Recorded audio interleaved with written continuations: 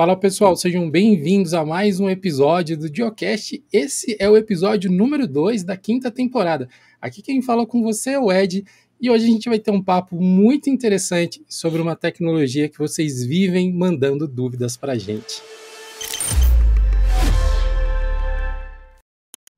Esse episódio do Geocast conta com o apoio da Tribe. Se você já conhece tecnologia e quer continuar desenvolvendo as suas habilidades, ou se você está em busca do seu primeiro emprego na área de desenvolvimento, a Tribe é exatamente o que você precisa. A Tribe possui uma formação em desenvolvimento web completa que dura aproximadamente 12 meses. 9 em cada 10 alunos da Tribe já estão trabalhando na área cerca de 3 meses após a sua formação. O compromisso da Tribe com o seu sucesso é tão grande que ela contratou uma empresa de auditoria externa para poder monitorar todos os seus resultados e os seus processos. Você quer construir uma carreira na área de desenvolvimento web, você pode contar com a Tribe. A 5ª temporada do Geocast está começando com a corda toda, com energia máxima, e hoje eu trouxe 2 convidados aqui excepcionais para falar com vocês sobre Hackintosh. Então, nada melhor do que trazer um especialista para conversar com vocês sobre todos os detalhes que envolvem essa cultura Hackintosh que só vem crescendo nos últimos anos. Seja muito bem-vindo ao Geocast, Gabriel. Valeu, galera. Obrigado. Eu me chamo, Gabriel Luquina, que dá asas ao universo Hackintosh, que é o canal na qual a gente fala de Hackintosh, Hackintosh. Para completar o time aqui, que não podia faltar, já ausente do Geocast há algum tempo, mas o bom filho sempre a casa torna, ainda mais que a casa é dele. Pois é. O Jonathan está aqui com a gente. Não, agora eu vou voltar para ficar e eu não poderia perder a oportunidade de conversar com o Gabriel aqui, sobre isso. Aliás, hoje eu tô com a skin de Geomac, que o pessoal brinca, não é Geolinux, mas a gente vai falar um pouco aí do sistema da Apple e dessas possibilidades que muita gente desconhece que existem, tirando várias dúvidas, quebrando alguns mitos, até com a ajuda do Gabriel aqui, que movimenta esse universo Hackintosh, Tá pronta a frase já há muito tempo, Inclusive, quando a gente fez um vídeo recentemente a respeito de Hackintosh, muita gente falou sobre você, elogiou seu trabalho, dizendo vai lá no universo Hackintosh, que eles te pegam pela mão, te ensinam a fazer tudo. Enfim, como é que começou toda essa história? Eu acho que se apresenta um pouquinho aí para a galera que não te conhece ainda e como é que surgiu o universo Hackintosh. Bom, o canal surgiu em maio de 2021, ali na época de pandemia, Surgiu como principalmente um hobby, ele é ainda um hobby até hoje. Eu trabalho na área de tecnologia, trabalho com banco de dados, com infraestrutura, com servidores, com data centers, empresas, bancos privados, mas nada ligado a Hackintosh. E aí, quando veio a pandemia, veio aquela coisa, a mente vazia, oficina do capeta, A gente começou a querer gastar com porcaria, comprar uma coisa ali, comprar uma coisa aqui. Montei um desktop e falei, bom, vou tentar fazer alguma coisa diferente do que jogar esse desktop, Vamos tentar instalar o Hackintosh. E daí surgiu a ideia de criar o canal sobre Hackintosh, mas eu já tinha feito alguns bons Hackintosh há muitos anos atrás, mas eu nunca tinha somente usado o Hackintosh, porque eu uso a plataforma Apple também já faz desde 2008, 2009, mais ou menos. Faz tempo. E daí com o canal surgiu, então, ali aquele ócio, aquele tempo vazio de fazer alguma coisa, produzir alguma coisa. E daí surgiu o canal que ficou inicialmente só como Gabriel Luquina, e depois eu senti a necessidade de dar um nome à comunidade, criar a comunidade no Discord para a galera poder conversar, grupos, E daí eu tinha que nomear alguma coisa, daí eu pensei, bom, já que a gente fala de Hackintosh e tenta falar sobre tudo de Hackintosh, surgiu o universo Hackintosh. Precisamente. Um ótimo nome, diga-se de passagem, e cara, olha, se for falar tudo que tem para falar sobre Hackintosh mesmo, o termo universo não é um exagero não, hein? Porque tem coisa infinita para se falar sobre Hackintosh. É assunto que não se acaba.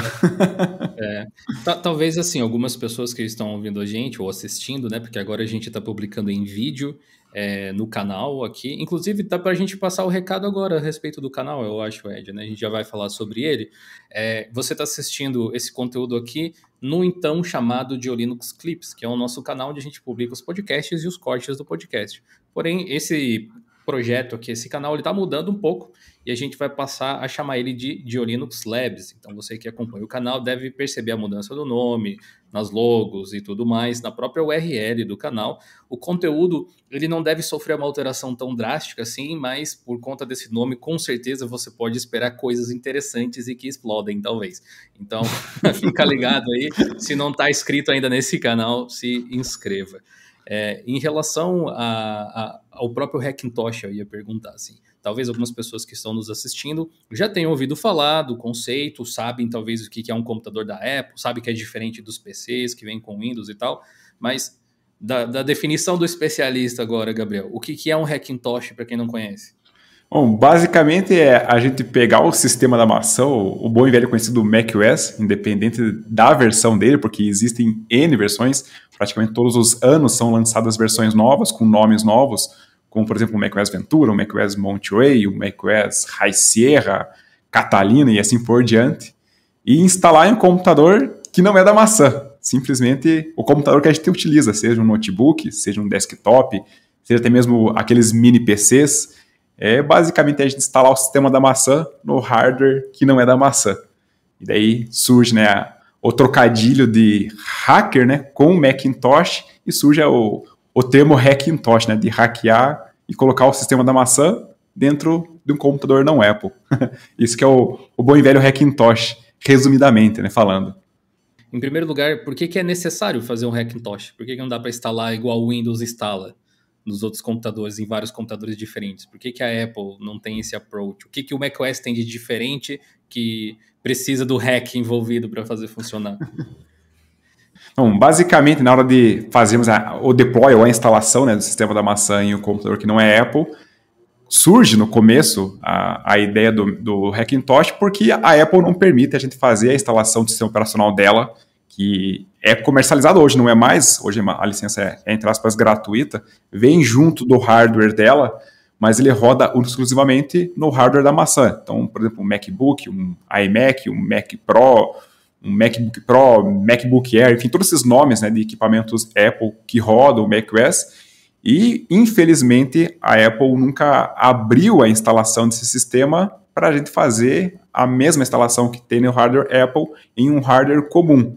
Então, a gente precisa fazer algumas, entre aspas, manobras para conseguir atingir isso, mas como ele é um sistema que agora está em transição para ARM, né, Apple Silicon, mas até então era um sistema que veio por muitos anos em x86, funcionando em Intel, então foi possível fazer essa portabilidade, mas não é nem mesmo uma portabilidade, e sim uma instalação nativa dentro dos nossos hardwares que são Intel, e até surge às vezes aquela, não dúvida, mas se é possível instalarmos, por exemplo, né, em um AMD Ryzen, ou até mesmo os FX, ou para quem já está com aquele bolso cheio de grana, um Threadripper, esses processadores mais avançados, tudo isso é possível fazer a instalação do sistema da maçã. E apesar da maçã tentar travar, vem o time do OpenCore, vem o time que desenvolve os bootloaders, que é o que faz a mágica acontecer, e possibilita a gente fazer, no caso, né, a instalação do macOS em um hardware não Apple, de forma não oficial, mas que a gente consegue rodar perfeitamente, enfim, com todas as features. Tem, claro, seus pormenores, seus detalhes que a gente vai ver mais para frente, mas a gente consegue tirar todo o proveito do ecossistema Apple, todo o proveito do sistema operacional dentro de um Hackintosh perfeitamente. Eu acho que essa palavra ecossistema é o que talvez mais ajude a definir por que a Apple tem esses dedos, né, essas limitações em permitir que as pessoas instalem em outros hardwares, porque eles são muito pegados nesse negócio de, existe o Apple Way de viver, né, o jeito Apple de você fazer as coisas. E no hardware de terceiros, muitas vezes é quase impossível você garantir que aquilo vai ficar daquela forma.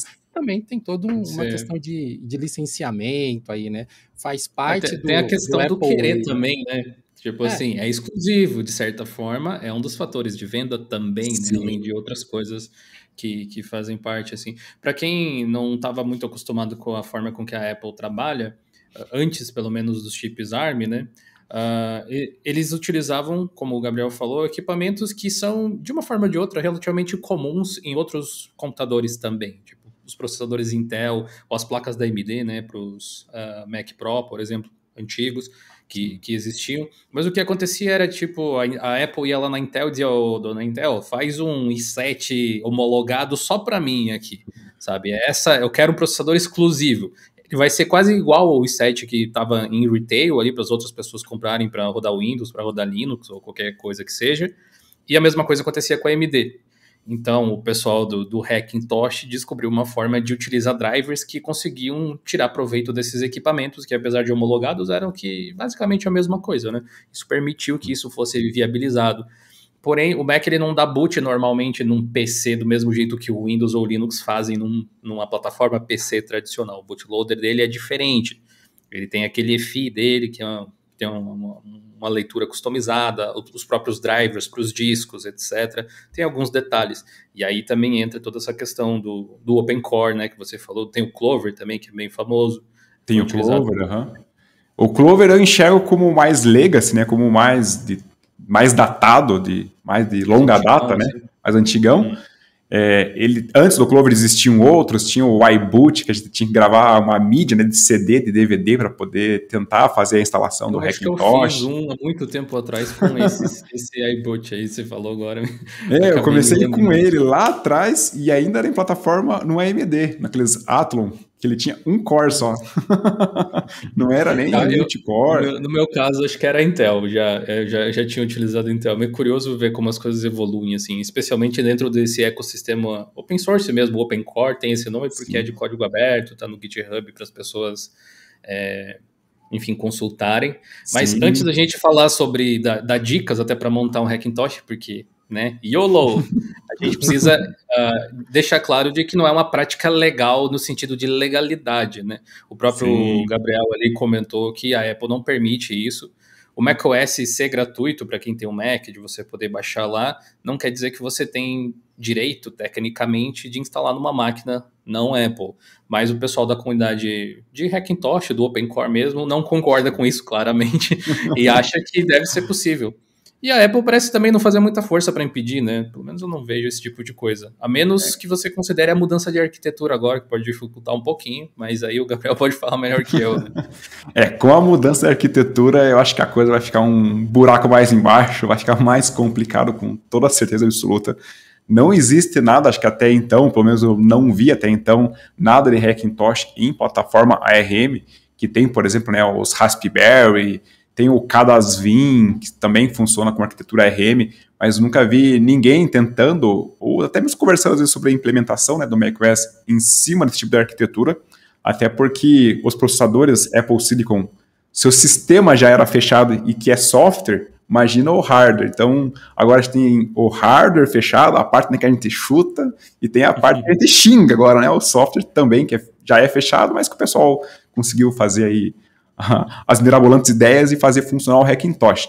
Com esses novos processadores, realmente é uma dúvida que fica se vai ter ou não vai ter a existência do Hackintosh, mas até falando sobre ter ou não ter a existência, ainda o Hackintosh atual em plataforma Intel, plataforma AMD, acredito eu, né, uma opinião pessoal minha, que tende ainda a perdurar por alguns bons anos. O macOS Ventura, que acabou de ser lançado esse ano, ele ainda tem um suporte oficial à plataforma Intel. O Mac Pro, que acho que é o último equipamento que sobrou da Apple e que é comercializado, ele é comercializado com o Intel Xeon, que não é o mesmo Xeon, dragão chinês que a galera fala e que ficou, né, bastante conhecido na cena. Tipo, é a mesma linha, mas não é o mesmo tipo de processador. Esse processador que o pessoal compra da China é tipo antigão, defasado já. Funciona. São quarta e quinta gerações. É outra coisa, exato. Os Xeons mais novos do Mac Pro são utilizados em servidores comuns, data center, empresas hoje em dia normalmente também. E a Apple também utiliza esses processadores, né, dentro do Mac Pro e ele ainda é vendido. Uma coisa que eu sempre tento imaginar, tento apostar é que Mac Pro é caro demais, tipo, é muita grana. Ele tem, né, um limite de a gente implementar a quantia de memória RAM que vai a teras, né, de quantia. Hoje, os Apple Silicon não tem essa quantia. Se eu não estiver enganado agora de cabeça, é coisa de 128 ou no máximo 256 GB de memória RAM. Dentro de Apple Silicon, a nova arquitetura de processadores Apple. Já o Mac Pro consegue chegar na casa de teras. E existem, né, grandes estúdios, grandes produtoras, animação 4D, 3D, que precisam de muita memória RAM. Então, talvez, mas é claro, a opinião pode estar totalmente confusa ou errada sobre isso, né? Mas existe ainda essa necessidade de muita memória RAM, de uma quantia, enfim, avassaladora de quantia de memória RAM, e que só existe com os Mac Pros. Não tem ainda, só tem rumor sobre o Mac Pro com arquitetura ARM, então ainda não é realidade.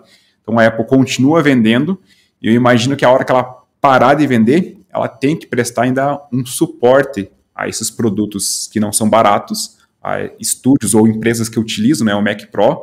Inclusive o Mac Pro ele tem até mesmo na versão de rack, né, aqueles que ficam na horizontal. Então acredito eu que deve ainda perdurar alguns bons anos de suporte ao macOS para a plataforma Intel x86, e com isso nossos bons e velhos Hackintosh aí talvez ainda tenham mais um tempo de vida bom ainda pela frente. O pessoal sempre vai dar um jeito de pegar essas imagens que às vezes vão ser fornecidas talvez exclusivamente para empresas com contrato de suporte, provavelmente. Pode ser um caminho que eles tomem, né? Pare de distribuir para o povão, por assim dizer, e forneça um contrato de suporte para as empresas que investiram alguns milhões de dólares, provavelmente, em equipamentos super profissionais da Apple, né? E aí sempre alguém vai dar uma vazadinha numa imagem. Quando o Gabriel aí falou que era caro, tipo, eu lembro que um Mac Pro 2000 e... Qual foi o último que saiu? Foi 2018? 2019, se eu não estiver enganado. Eu lembro que ele passava fácil de 100 mil reais aqui no Brasil, por exemplo. Passa, chega a meia milha. A configuração básica era. A questão ali que fica a dúvida é, tipo, a gente tem um macOS atualizado para essas máquinas hoje em dia, né? Mas não quer dizer que as próximas imagens, com esse tipo, lançou o Mac Studio, ele não substitui o Pro, né? Mas ele pode ser utilizado para quem faz produção de vídeo, por exemplo, alguma coisa assim. Eu estava até olhando aqui, ele tem memória unificada de 64 GB. É possível que a Apple vá estendendo, né, a quantidade de memória, só que não dá para fazer upgrade, né? Não dá para casar um chip a mais igual dá para fazer no Mac Pro e fazer upgrade no seu equipamento. Então você comprou aquela box e é aquela box, o SoC, né, o System on a Chip, tudo juntinho, GPU e tudo mais. A versão mais cara, se eu olhei certo aqui pelo menos, tá R$ 43.800 mais ou menos, com 64 GB de RAM e um SSD de 1 TB só, né? Claro que quando você coloca um PC desses, PC é modo de dizer, né? Um Mac desses num estúdio, geralmente você vai editar de data center, de NAS ou alguma coisa assim, então o armazenamento local dele não importa tanto assim. Mas ele tem um belo processador aqui, sem dúvida nenhuma. Agora, será que... O que você acha, Gabriel? Será que os novos macOS que forem saindo, será que eles não vão alterar o kernel do sistema para remover os drivers para x86 e deixar, igual o Ed falou, uma coisa mais exclusiva para o pessoal que contratou? Porque como o Mac Pro, esses computadores são bem caros, eles devem saber muito claramente quem são os compradores e para estabelecer um diálogo direto, né? Diz que o Felipe Neto tem um desse. Porque até mesmo se a gente mesmo quiser chegar na loja ali, apple.com, apple.com.br, e comprar, a gente pode e consegue, basta, né, desembolsar lá o milhão que eles pedem. Mas eu não acredito que vão surgir imagens específicas para essas máquinas, tirando o suporte do x86. Mas aí é um palpite, não sei se é isso que vai acontecer, é difícil prever, mas eu acredito que não, que enquanto tivermos o Mac Pro, até mesmo porque, tirando o Mac Pro da jogada, existem, né, MacBooks ou outros produtos, né, os Mac Minis, que ainda têm o suporte atual, até mesmo ao macOS Ventura. Então, acredito que por mais 1 ou 2 anos ainda tenhamos suporte a esse tipo de equipamentos. E o Mac Pro é a grande interrogação. Por quanto tempo ele vai continuar? E enquanto ele continuar, eu acredito que vai ter lá disponível o macOS para Intel, por conta, né, do Mac Pro, Intel Xeon. E vai ser compatível com qualquer computador, entre aspas, né, que rode a arquitetura Intel, ou AMD, ou a plataforma x86 mesmo. Não vai ter uma divisão assim. Tomara, né? Que aí o negócio dura mais tempo mesmo. Eu tava aqui brincando de marcar as caixas mais caras no Mac Pro no site da Apple, que deu 380 mil reais. O máximo que a gente consegue chegar em memória, nem ter dado uma olhada aqui, é os 128 GB de memória, né? Eu não tinha colocado 128, tinha errado, deu 530. Ele tem esse 128, mas tem um item importante que você falou, que é literalmente a memória unificada. E a memória unificada tem um grande, talvez, benefício, talvez não, com certeza um grande benefício, se comparado a uma arquitetura x86 comum, que é a banda dela, né? Então, é a banda de velocidade, a quantia de velocidade que ela trafega entre a memória e o processador, que é direto. E hoje, numa arquitetura comum, a gente tem o nosso chipset, processador, memória, eles estão tanto fisicamente quanto, talvez, logicamente, mais dispersos, mais longes, né, um do outro. Então, hoje você pega, por exemplo, um dual channel de DDR5, a gente vai ter aí 80, 90 gigas, acho que no pau brabo, de transferência por segundo. E quando a gente fala de memórias unificadas, principalmente desses Apple Silicon, utilizando o M1, não sei se é o Ultra, mas as edições mais tops, né, mais high-ends, a gente chega, se eu não estiver enganado, a coisa de 400 gigas por segundo. Então, é uma banda de transferência extremamente rápida entre memória e processador. E todo e qualquer código, né, de computador que executa na nossa frente, ou não somente na nossa frente, né? Mas ele passa por memória, passa por processador, tem que estar em memória. Então, existe essa comunicação entre processador e memória. E quando a gente fala aí uma diferença de Apple Silicon batendo, né, 400 gigas por segundo contra a arquitetura de PC, que é arquitetura comum. Não estamos falando de data center, que tem quad channel, ou outras quantias de canais. Que a pessoa pode ter em casa, né? Isso. Exato. A gente bate aí na coisa de 40, 50, talvez 80 gigas por segundo. Então é bem inferior à arquitetura de Apple ARM. Eu não sei como é que estão as gerações mais atuais aí de memória e tal, a quanto elas chegam, o quanto estão para chegar, mas a forma de trabalhar o chip, independentemente disso, porque essa é a versão atual dos M1, M2 ali e tal, o M2, sim. Não sei se tem os Ultra também e tal, que você falou, isso vai evoluir. Com certeza. Natural. Inclusive tem um detalhe até que você não mencionou, mas a GPU compartilha o acesso a essa memória também. Então, sim, ela pode acessar na mesma velocidade, tecnicamente, que o CPU conseguiria. Não precisa pedir para o CPU a informação, para daí o CPU mandar. Isso que é uma das magias que tem, fora outros chips que a própria Apple colocou, o Neural Engine, a parte lá de encoding de vídeo e tal. Cara, de hardware é um negócio muito louco, né? Por isso que eu admiro o pessoal do Asahi Linux. Você já conhece, Gabriel? Ouviu falar? Não. A qual nome? Asahi Linux. É o pessoal que está fazendo engenharia reversa para rodar Linux nos chips M1. E eu acho que o Hackintosh do futuro vem por aí, sabe? Que agora já está funcionando, só que ainda tem alguns detalhes que não pegou muito bem. Então, tentando fazer funcionar Bluetooth, Wi-Fi, umas coisas assim, me parece. Eu não estou acompanhando tão de perto assim, mas eu estou esperando sair uma versão minimamente estável para instalar no meu MacBook e ver como é que funcionaria.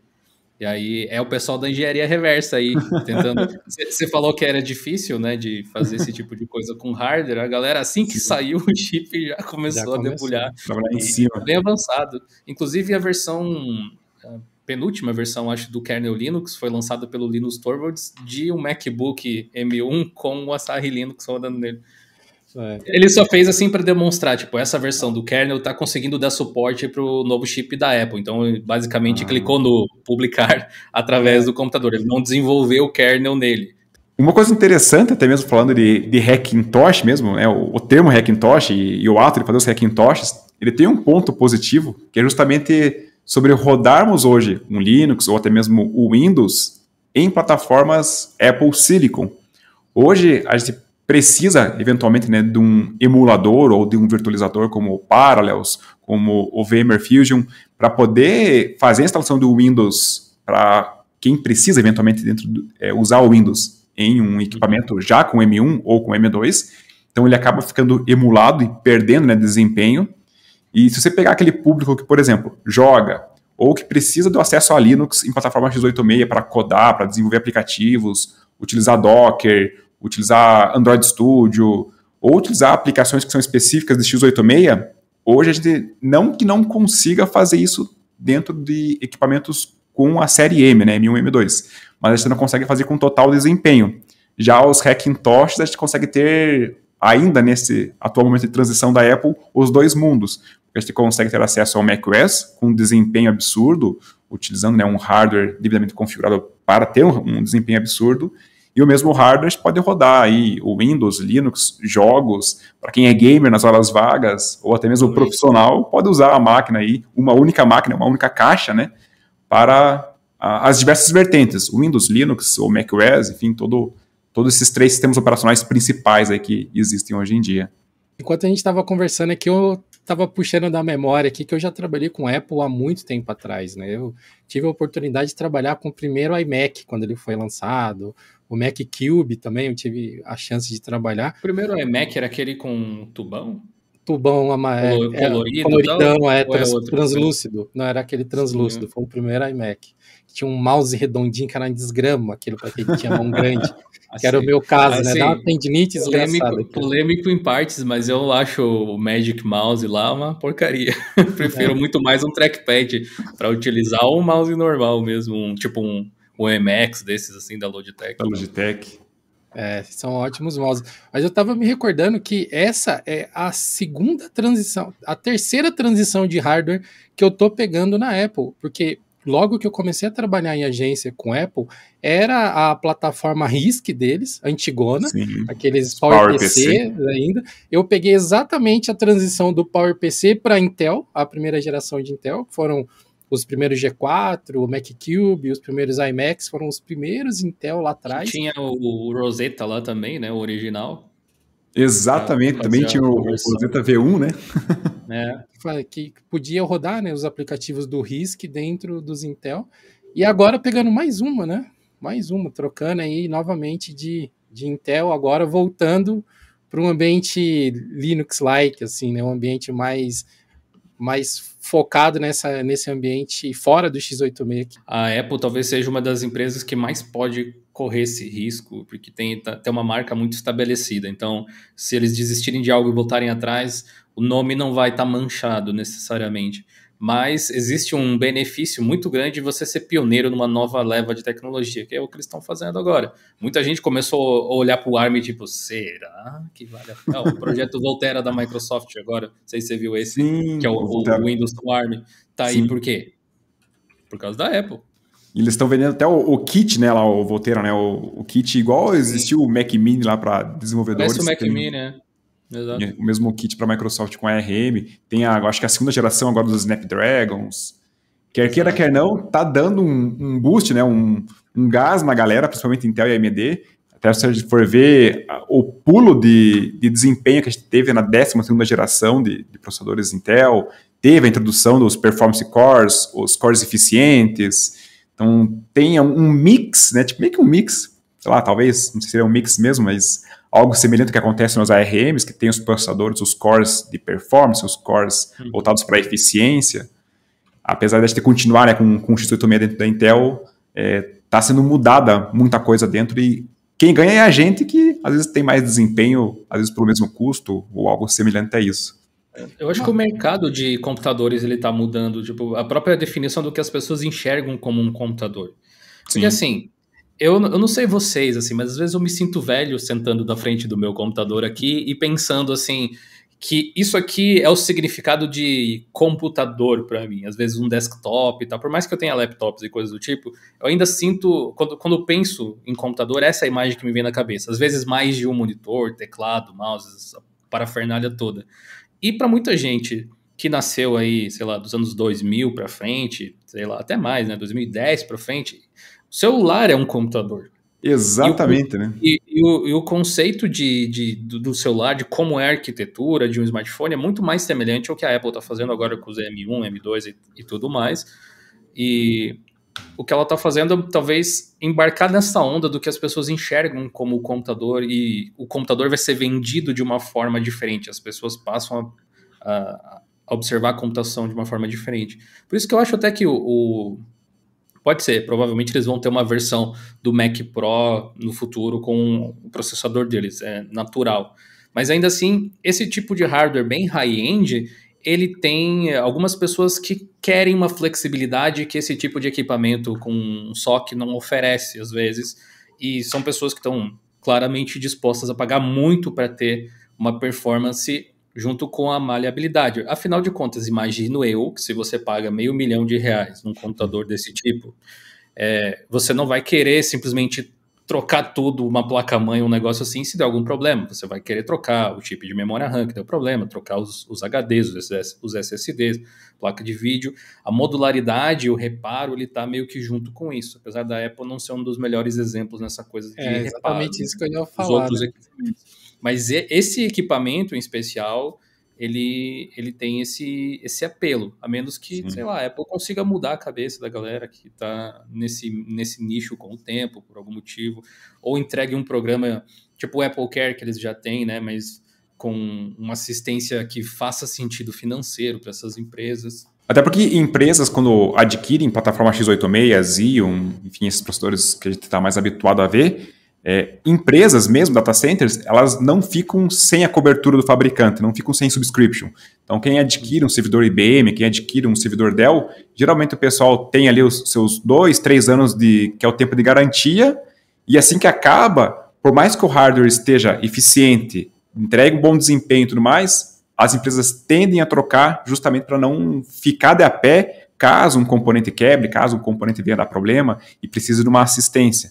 Então, acredito que é algo talvez semelhante com o Mac Pro ou um programa que eles venham a introduzir aí, como algo semelhante na Apple Care que você citou, para fazer essa transição e algo que faça sentido para as empresas que investem, né, pesado na hora de adquirir o ecossistema Apple para fazer suas produções que são necessárias. Exatamente. É um público numa realidade muito diferente da nossa, até na mentalidade quanto ao equipamento, né? Porque nós trabalhamos nos nossos computadores, são nossas ferramentas também de produção e tal, mas a grande massa das pessoas usa hoje o computador como uma ferramenta de entretenimento. E um equipamento desse que a gente está falando, de um Mac Pro aí de R$500 mil, pô, você tem que ter uma necessidade de entretenimento muito grande para comprar um equipamento desse, para ser seu equipamento pra caramba, não não se importar com nada, né? Mas tipo, mais dinheiro do que bom senso, né? Ou você pode comprar e montar um Hackintosh. Você vai gastar menos que os 500 mil, hein?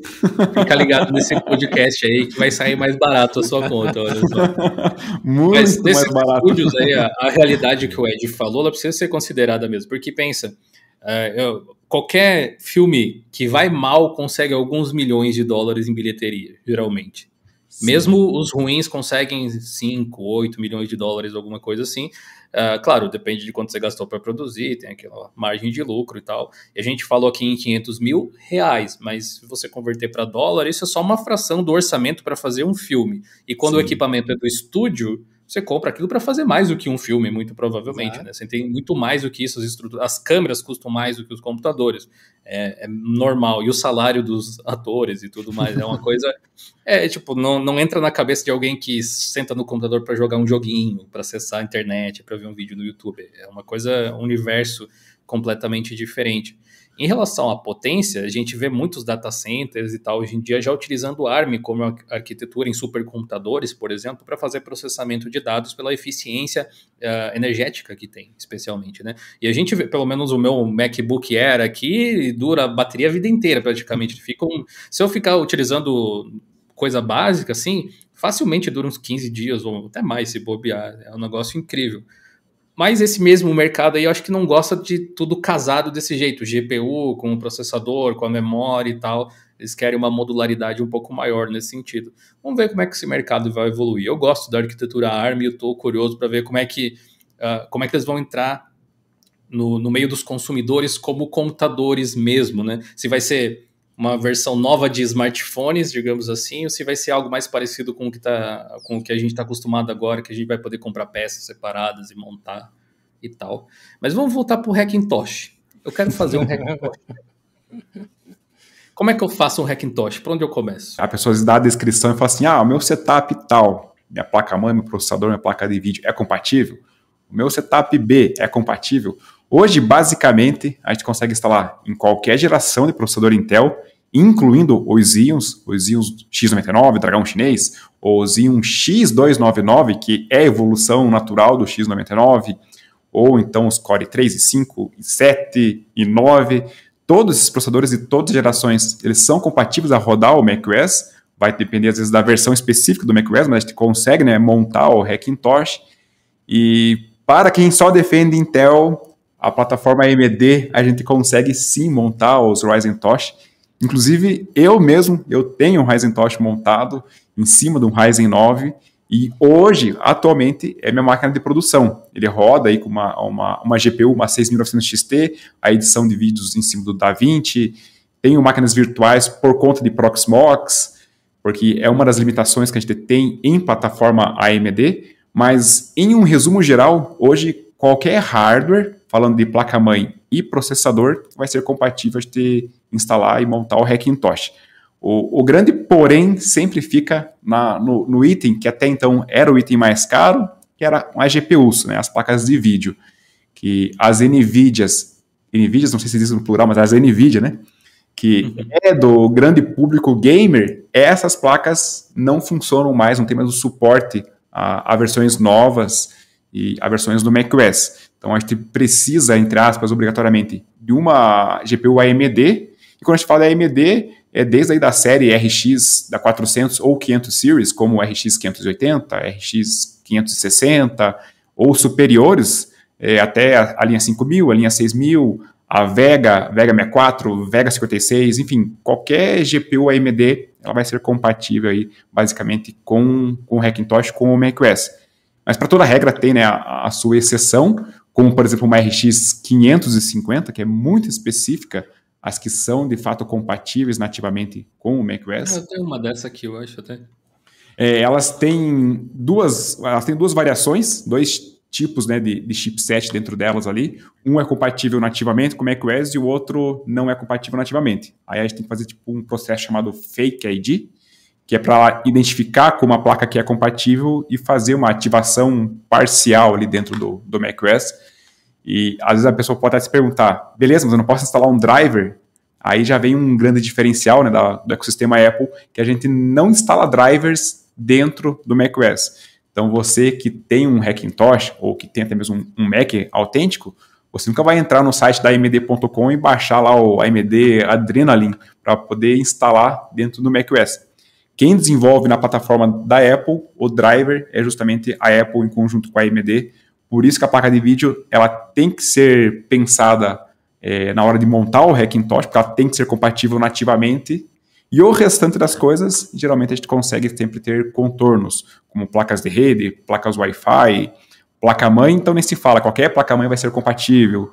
E processador também, qualquer geração de processador Intel ou qualquer geração de processador AMD, os famosos Ryzen Tosh, eles são compatíveis a gente rodar o nosso Hackintosh com tranquilidade. Ryzen Tosh é um nome muito bom, porque, sei lá, soa bem. Soa bem.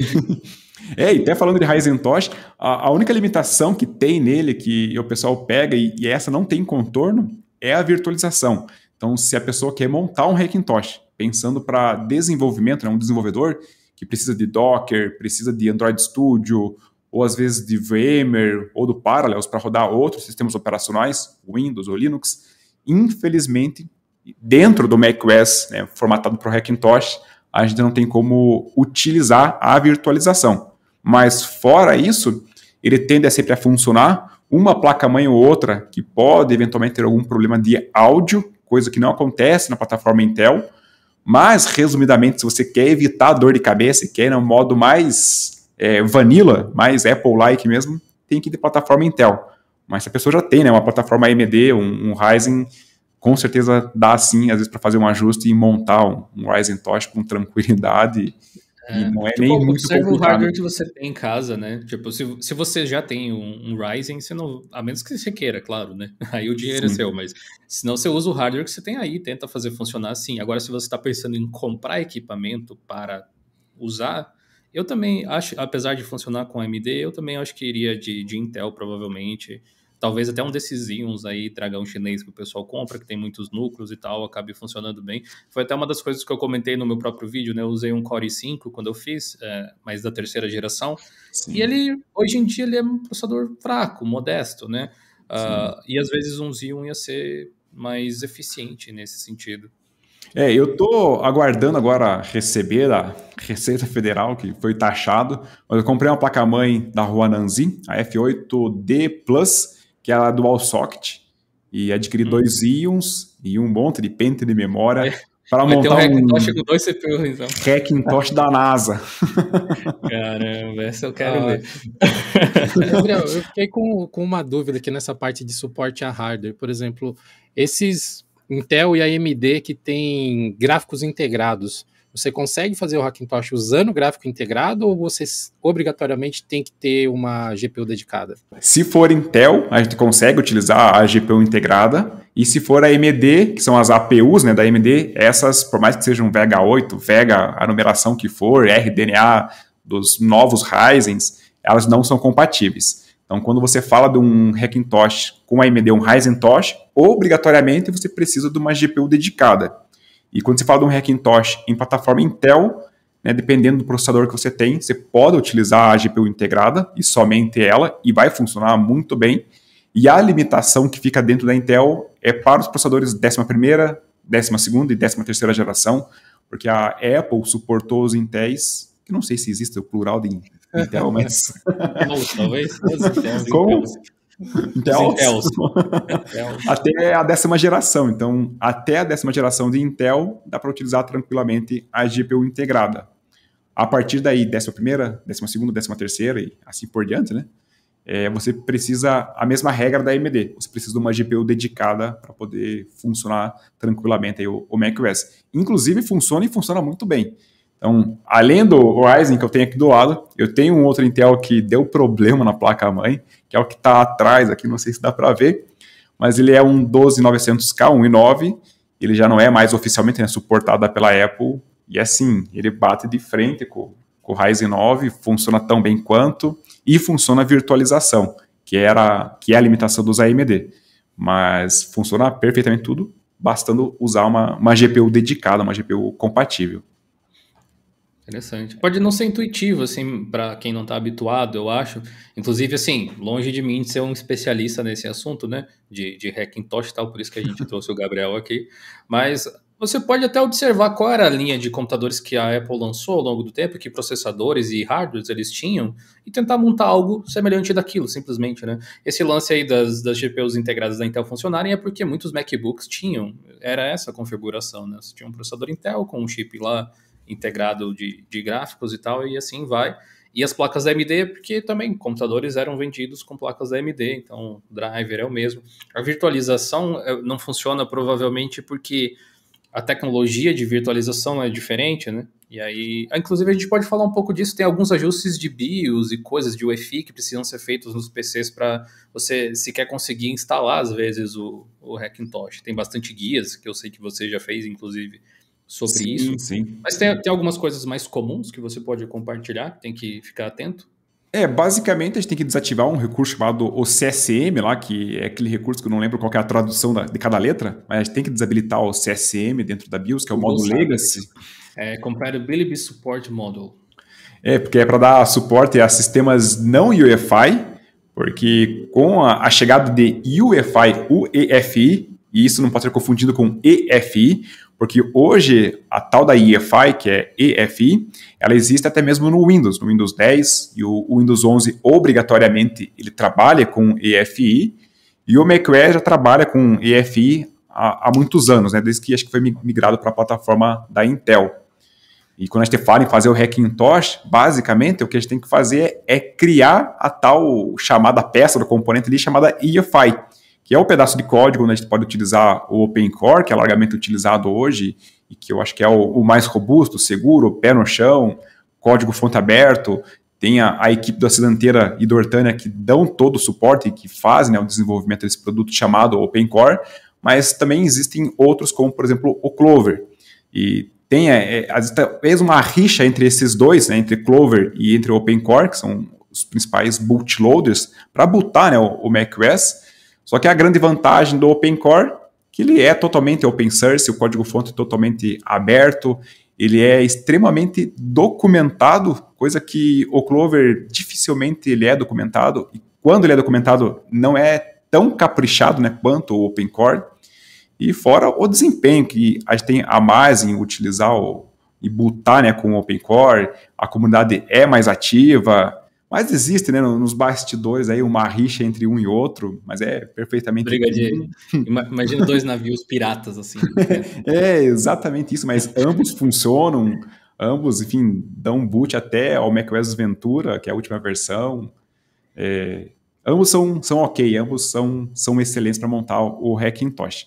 Eu, particularmente, curto mais o OpenCore, até por conta da documentação dele, por conta da transparência, mas ambos são funcionais e dão vidas aí ao nosso Hackintosh. A gente estava falando de BIOS, né? Nossa, eu desvirtuei um pouco aqui. Você falou do EFI, né? O EFI ele é uma...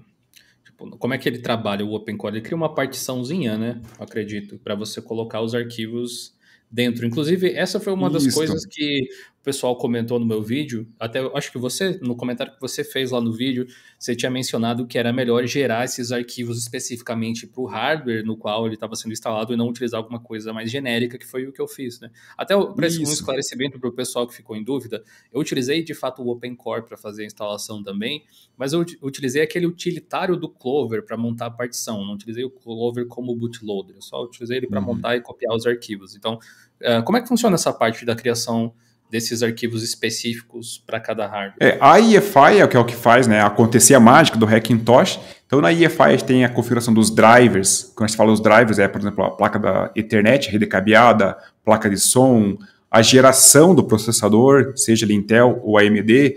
Então, cada geração da Intel, cada modelo e geração da AMD, são todas EFIs que têm seus pequenos e detalhes ajustes para deixar elas perfeitas para rodar, né, o macOS. Então, por isso que às vezes a gente utilizar uma EFI genérica não é o melhor dos mundos.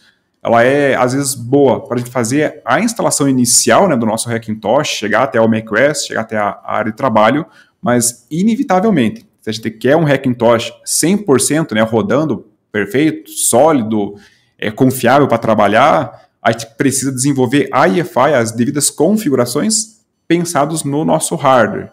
Então, a gente vai inserir, por exemplo, né, patches que são específicos do nosso hardware, e a gente faz patches a nível de drivers, como placa de som, Ethernet, Wi-Fi, assim como patches um pouco mais a fundo na camada de firmware, que a gente chama de ACPI, que são os patches de SSDT. São os patches um pouco mais escovação de bit na hora de montar a EFI, que a gente fazendo eles de forma manual e pensado naquele setup, ele vai te entregar, né, o poder de um Hackintosh 100%. Então, por mais que você tenha, por exemplo, o Jill tem um setup com Intel, um i5 de 10ª geração, e eu tenho o mesmo i5 de 10ª geração, mas eu mudo a minha placa-mãe, por exemplo. Então, pode eventualmente funcionar a mesma EFI entre os setups? Até pode. Agora, é garantia que vai funcionar e que vai funcionar 100%? Bom, a garantia 100% é que não vai funcionar 100%. Basicamente isso. Porque cada placa-mãe tem a sua versão de BIOS, tem os seus métodos, né, de ACPI, que são códigos mais baixo nível, que são os firmwares que existem na BIOS, placas de rede, placas de som, todos aqueles componentes, né, que formam a placa-mãe.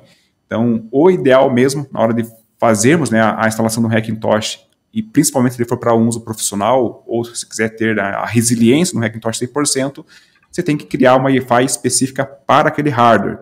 Às vezes até mesmo uma diferença no slot em que é plugado uma placa de vídeo entre o meu setup e o seu, pode diferenciar aí a configuração ou um detalhe lá dentro da EFI.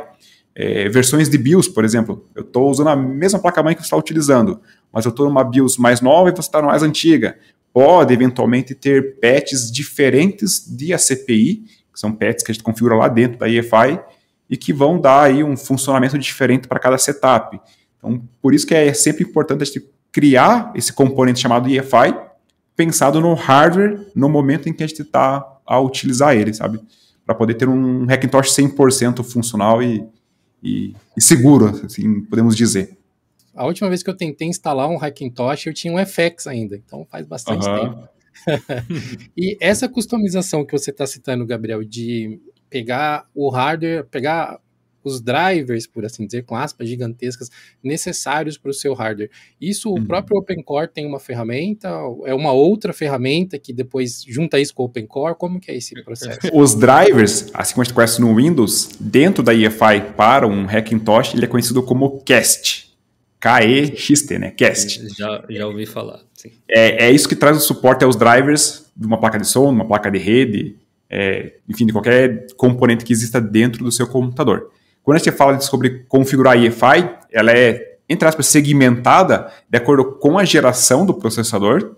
Então, a Intel da primeira até a 13ª geração, e a AMD, ele ficou mais unido, né, as configurações ali. Basicamente, são 2 tipos de configuração que tem do OpenCore para a AMD.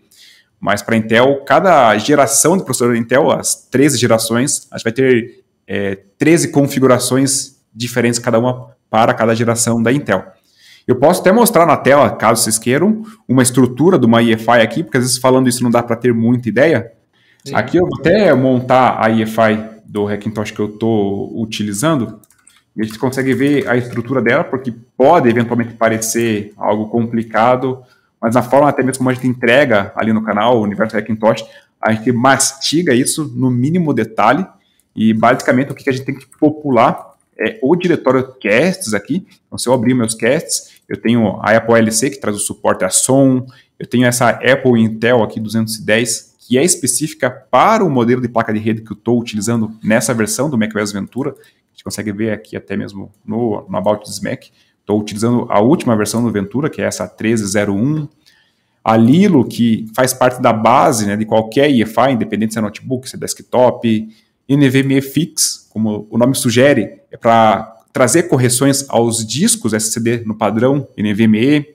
Tem essas outras aqui para fazer outros tipos de polimentos, né, na nossa EFI, mas basicamente a gente popular esse diretório de casts, popularmos o diretório de ACPI, que são os patches mais específicos, mais na camada de firmware mesmo do nosso computador, e fazemos a configuração do config.plist aqui, que é onde tem toda a configuração aí do OpenCore. Ele é dividido por seções, né, por ACPI, por booter, por kernel, por propriedades dos devices. Enfim, são N detalhes que a gente consegue ir configurando aqui, mas até mesmo lá no canal a gente faz toda a curadoria desses arquivos e entrega uma base de EFI para cada processador, para cada geração de processador Intel e cada geração de processador AMD, o que acaba facilitando muito para a galera que quer, né, criar EFI, utilizar o Hackintosh de uma forma muito mais tranquila, rápida, mais didática, transparente, para dar asa ao Hackintosh. Eu tô tipo aqui a Alice pela toca do coelho, assim, porque cada vez que eu descubro uma camada nova, me vem uma pergunta de uma mais profunda ainda, que é assim, agora, ok, esses casts, eles vêm da onde? Quem é que produz isso, especificamente? A grande maioria das casts, não é a totalidade, mas é desenvolvida pelo time do Acidanteira, que é o mesmo time que desenvolve, né, o OpenCore. Elas estão todas no GitHub, que o GitHub é uma plataforma para a gente distribuir projetos e códigos, né, de aplicações. Então são todas código-fontes aberto.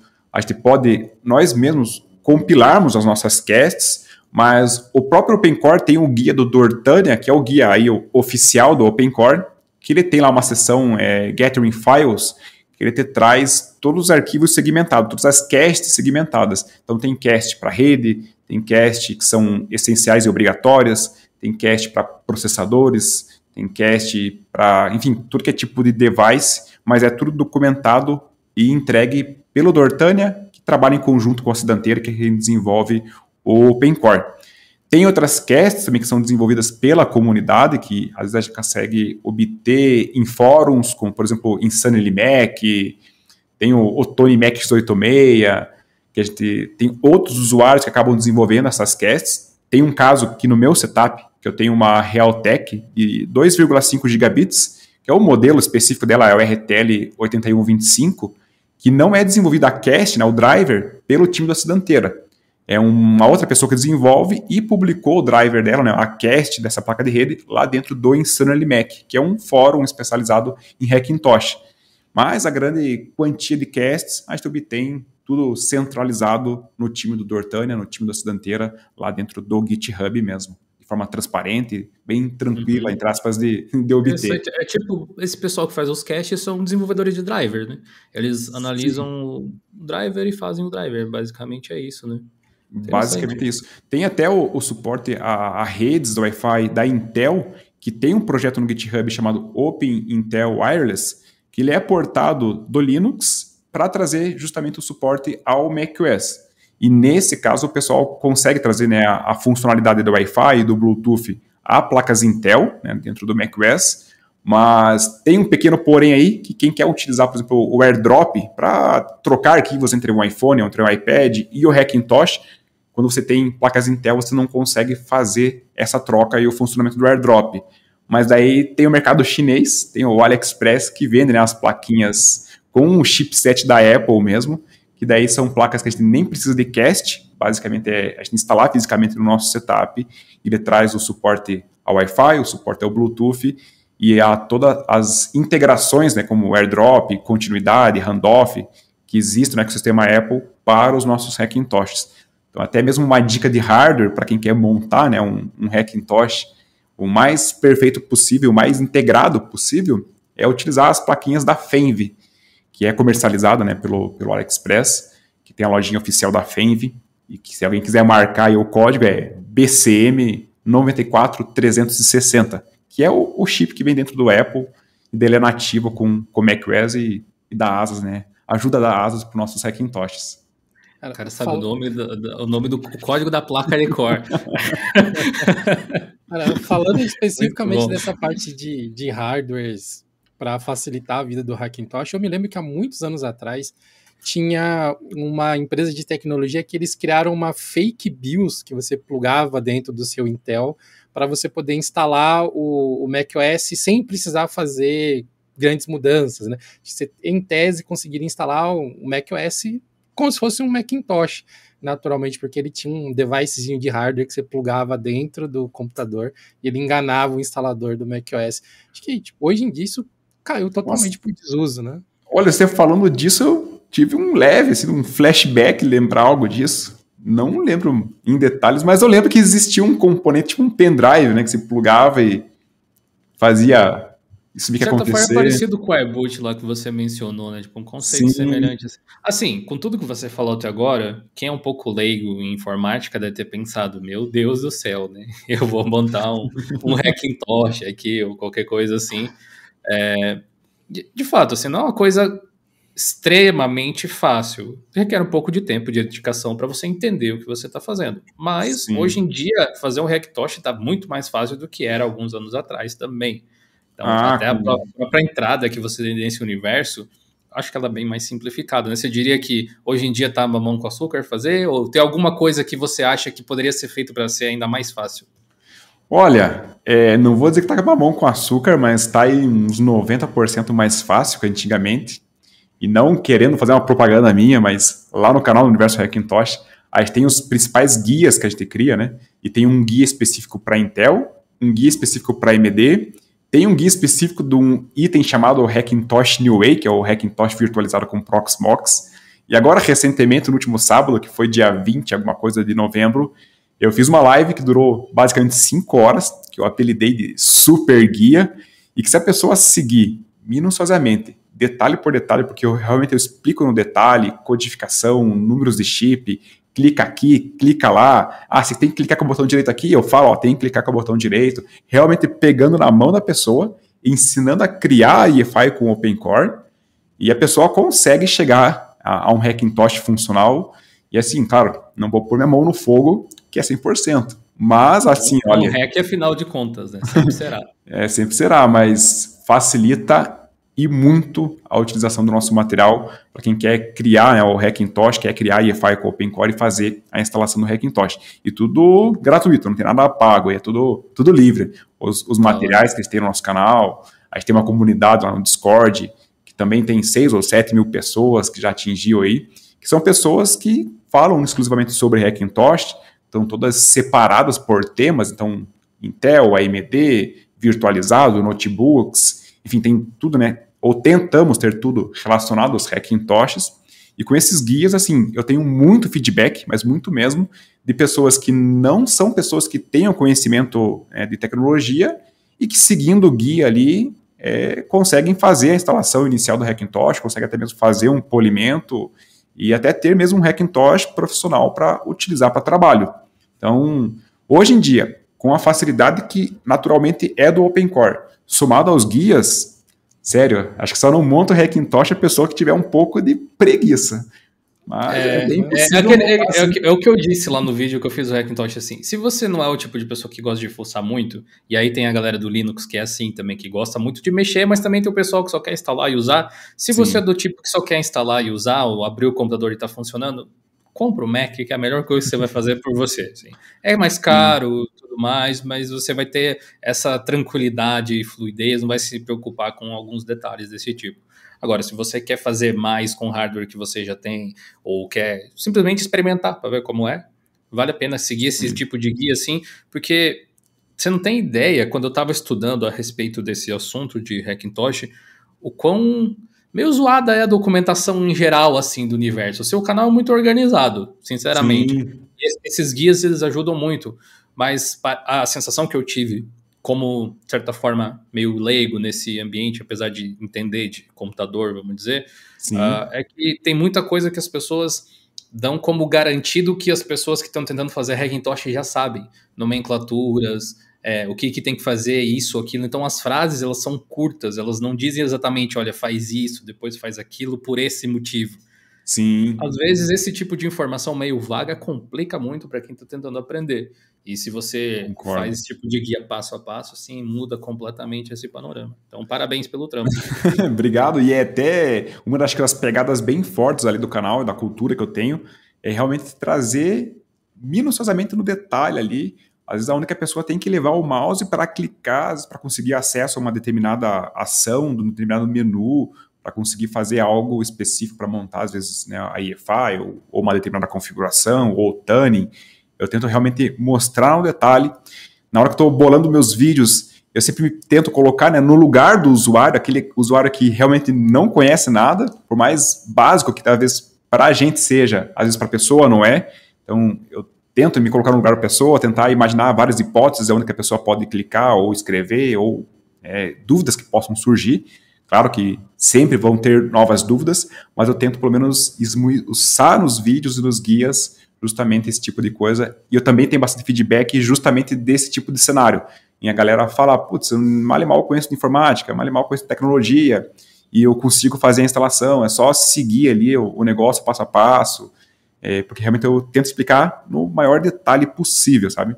Então, acho que tento obter isso, pelo menos. E realmente Mac é um universo muito diferente, assim, tem vários nomes, e a forma que o próprio macOS funciona pode confundir quem nunca mexeu. Se a primeira experiência que a pessoa tem é o Hackintosh, de repente nunca mexeu no Mac, ela vai estranhar coisas básicas, tipo, você vai clicar em reinstalar o sistema para instalar a primeira vez, aí você pensa, mas eu não instalei da primeira? Sim, vou reinstalar, verdade. Vou, sei lá, o menu global, por exemplo, uma coisa que a galera do Windows não está acostumada também, de repente não vai achar utilitário de disco, ou não vai entender. Por que o ícone de minimizar tá na esquerda, não na direita, essas coisas assim. Também. O que é a EPFS, quando o formato meu pendrive só tem FAT e NTFS, essas coisas assim, sabe? Tem um monte de coisas desse tipo que faz bem você ir passo a passo, assim. É um material realmente bem rico. Porém, o Hackintosh, ele não se limita à instalação no hardware físico, né? Cara, eu tava aguardando para chegar nesse assunto, porque na conversa anterior que eu tive com o Gabriel, eu fiquei muito interessado na solução de virtualização que ele conseguiu implementar. E conta pra gente dessa mágica que você conseguiu desenvolver com o próprio. O Hackintosh virtualizado surgiu por conta de uma gringa, que eu acredito que é russa, que é a Teresa, do canal chamado Morganaut. E ela soltou um vídeo o vídeo na qual surgiu, né, a solução do SX Proxmox, que foi idealizada aqui por mim, pelo canal, mas ela já largou o mesmo conteúdo dela, acho que uns 2 ou 3 anos atrás, também não é tanta novidade assim. Só que quando a gente fala, né, de virtualizado, se Hackintosh já é um pouco complicado, imagina o virtualizado. Ainda mais um Proxmox, que geralmente é uma ferramenta que a gente utiliza em data center, então já acaba, talvez, excluindo muita galera daí, porque o usuário comum, às vezes, nem pensa em utilizar um Proxmox. Geralmente é mais habitual para quem opera um data center ou trabalha, né, na área de tecnologia. By the way, aí tem gente que não sabe o que é um Proxmox, vamos explicar essa parte. Tem vídeo no canal ensinando a instalar um Proxmox, inclusive lá no GeoLinux, para quem não sabe, mas ele é um hypervisor tipo 1, né, se eu não me engano. Type 1, exatamente. e que ele é um hypervisor, né, um sistema operacional, entre aspas, pensado e focado justamente em virtualizar outros sistemas operacionais dentro do nosso hardware. Então, em vez de instalarmos o Windows ou o Linux e depois as máquinas virtuais ali dentro, né, emuladas, a gente instala primeiro o Proxmox, que é uma solução especializada de virtualização, e a partir dele a gente tem um console web mesmo, que a gente acessa pelo navegador, e que a gente consegue criar as máquinas virtuais. E a partir daí surgiu a criação de uma EFI específica do OpenCore para, né, o ambiente virtualizado com Proxmox. E quando a gente fala, né, em máquina virtual, independente do hardware que você tenha, se é o Intel, se é um AMD, que são os dois grandes fornecedores de x86, a EFI ela vai ser, entre aspas, idêntica para todos esses setups, porque a EFI ela é específica para a máquina virtual do Proxmox e não específica para o hardware físico mesmo. Então, se a pessoa tem lá um i9 de nona geração e eu tenho um i9 de 12ª geração, o Proxmox é o mesmo que vai ser instalado, né, em ambos os setups, e daí a gente consegue instalar o macOS virtualizado com uma EFI específica para o Proxmox, independente da geração ali do processador, ou até mesmo independente se é Intel ou se é AMD. Aí surgiu o projeto osx-proxmox.com, também está hospedado lá dentro do GitHub, código aberto, e que basicamente ele permite, né, a gente fazer a instalação next finish, ou avançar, né, até finalizar do Proxmox, sem fazer nenhuma configuração mirabolante, né, no nosso hardware. Depois é rodado um único script, que é pego lá no projeto, né, osxproxmox.com, e que ele prepara todo o teu ambiente do Proxmox para fazer a criação de máquinas virtuais para macOS. Então ele permite, aí, vamos falar assim, a instalação do macOS, tirando de fora toda a criação e tuning da EFI propriamente dita. Então ele acaba descomplicando a parte de criar EFI, configurar o OpenCore. Em contrapartida, traz uma, entre aspas, complicação um pouco a mais, porque daí a gente tem que configurar ali o pass-through, que a gente chama, que é passar o hardware propriamente físico, específico e dedicado para a máquina virtual do macOS. E a gente precisa fazer isso basicamente com dois componentes, que é a nossa placa de vídeo, que ela precisa ser compatível, né, com o macOS, e a controladora USB, que é para poder funcionar o mouse, teclado, ou qualquer periférico USB. Então, minimamente, depois de instalar o Proxmox, rodar o script, que é literalmente um comando, instalarmos o macOS, que a pessoa vai fazer também a partir de um único comando para criar toda a máquina virtual, vai ter que fazer a configuração da passagem dos devices de placa de vídeo e pelo menos da controladora USB. Todo o restante ele fica emulado e virtualizado, né?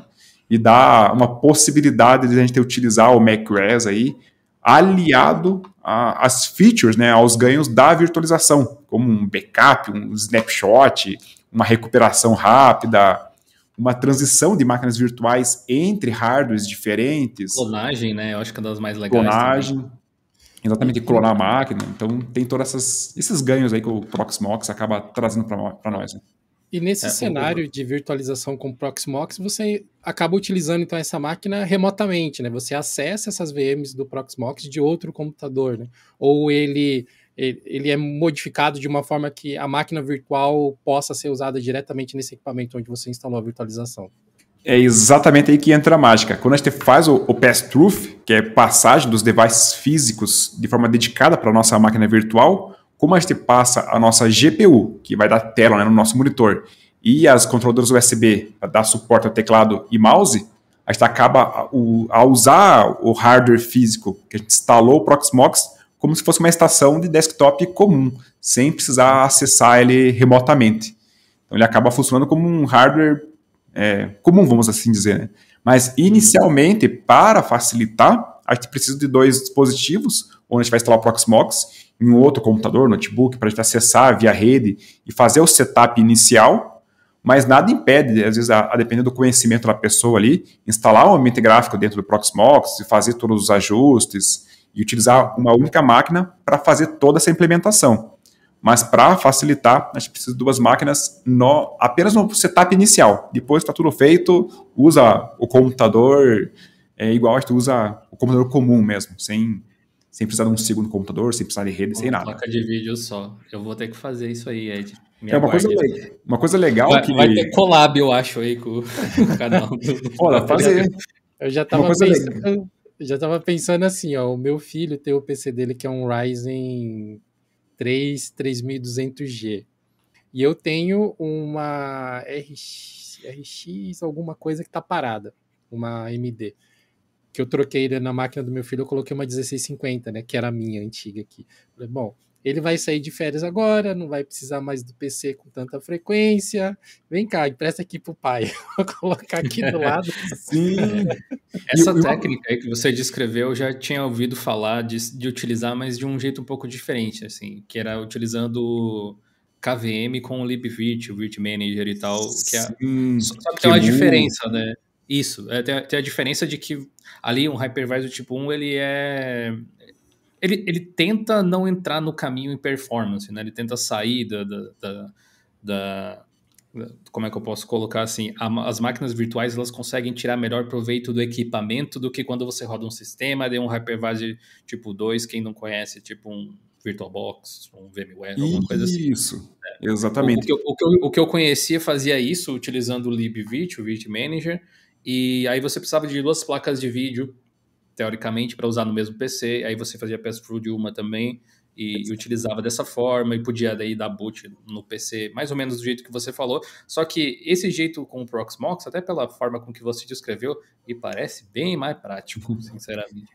Ele tem esse pormenor que é precisar de uma segunda máquina inicial para fazer a configuração, para acessar o console, o web do Proxmox, mas fora isso, ele acaba utilizando por baixo dos panos o KVM, o QEMU, o Virt Manager, ele entra no paralelo talvez do console ali do Proxmox, talvez não bem isso, mas algo semelhante. Isso não é bem a mesma coisa, porque é a interface na qual você vai interagir com o bagulho ali, né? Com a interface da máquina virtual.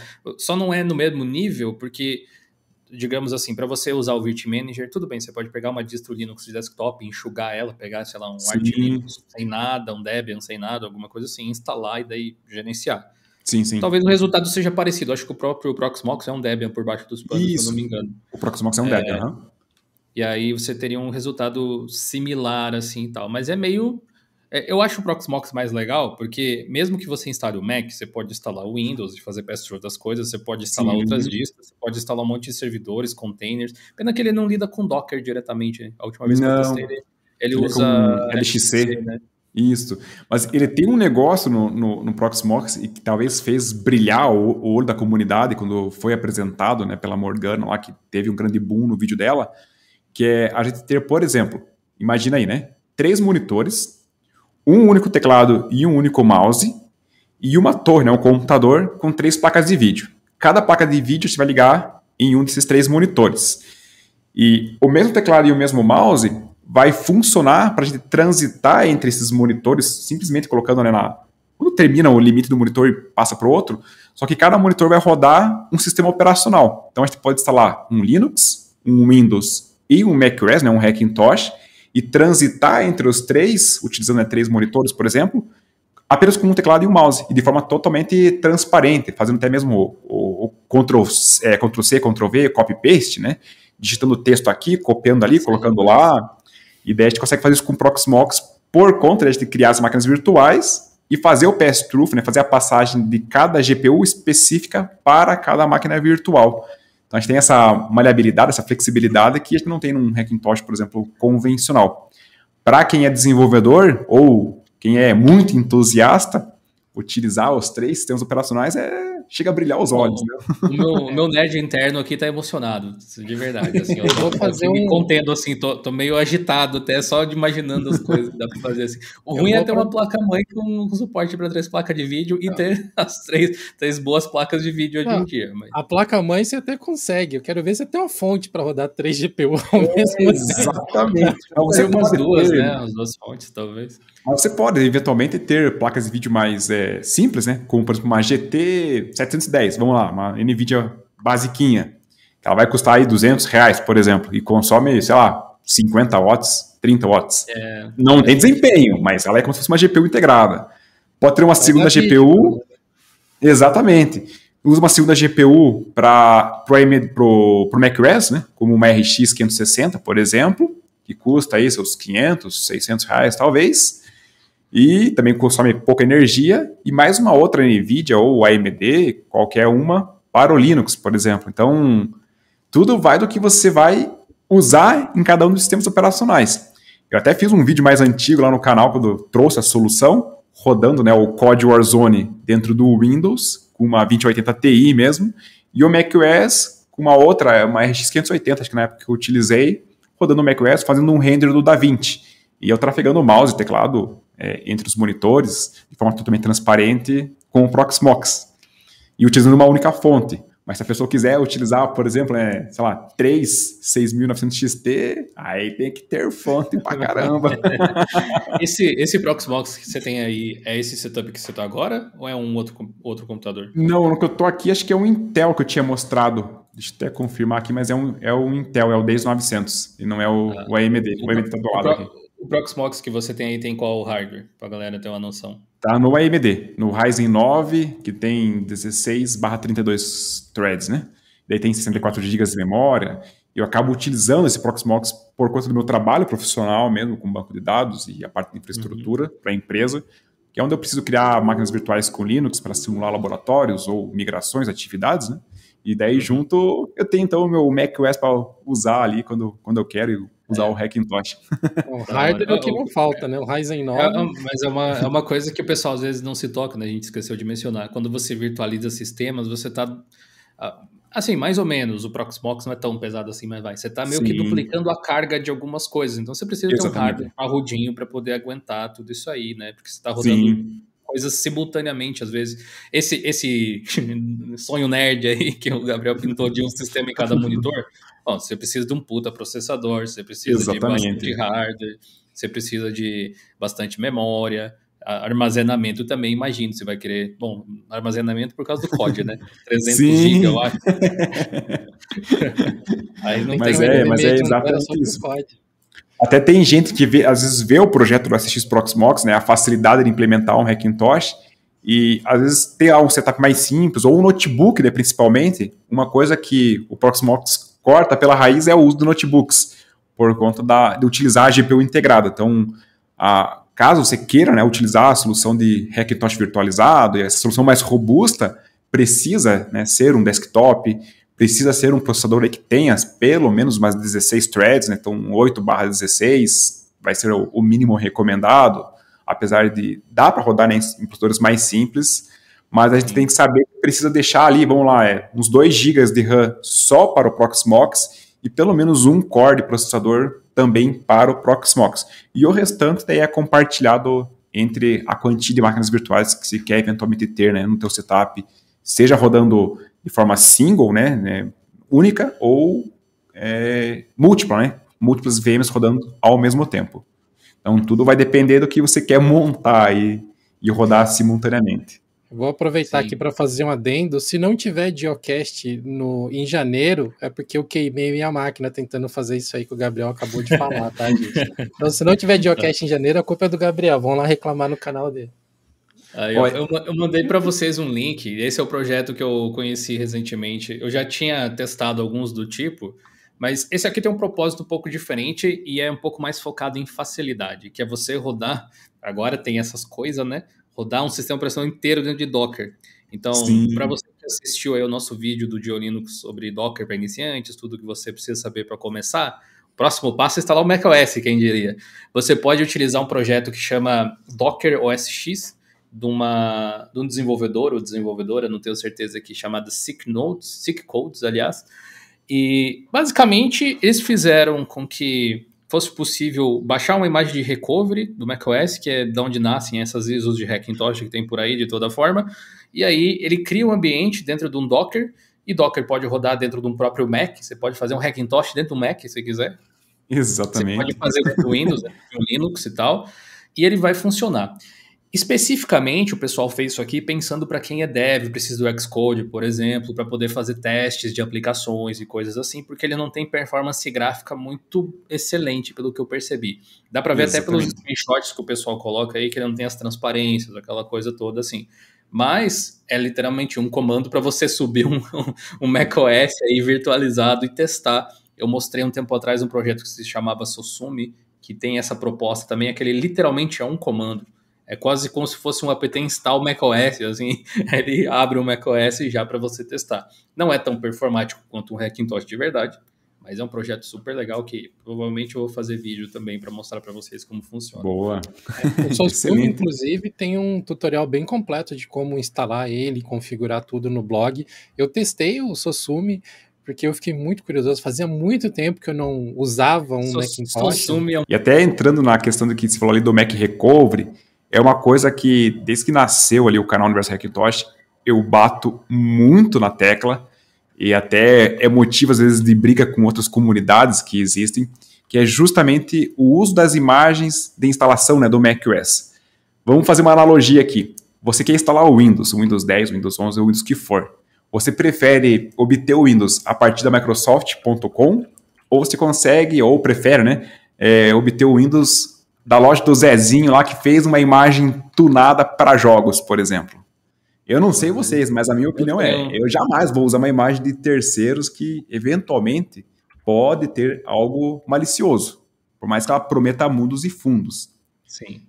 E eu tenho uma certa aversão a esse tipo de coisa, também não costumo recomendar, não. Esses Windows, não sei o que, Ultimate Edition, The Bloated, Ultra Blaster, Master. Exatamente.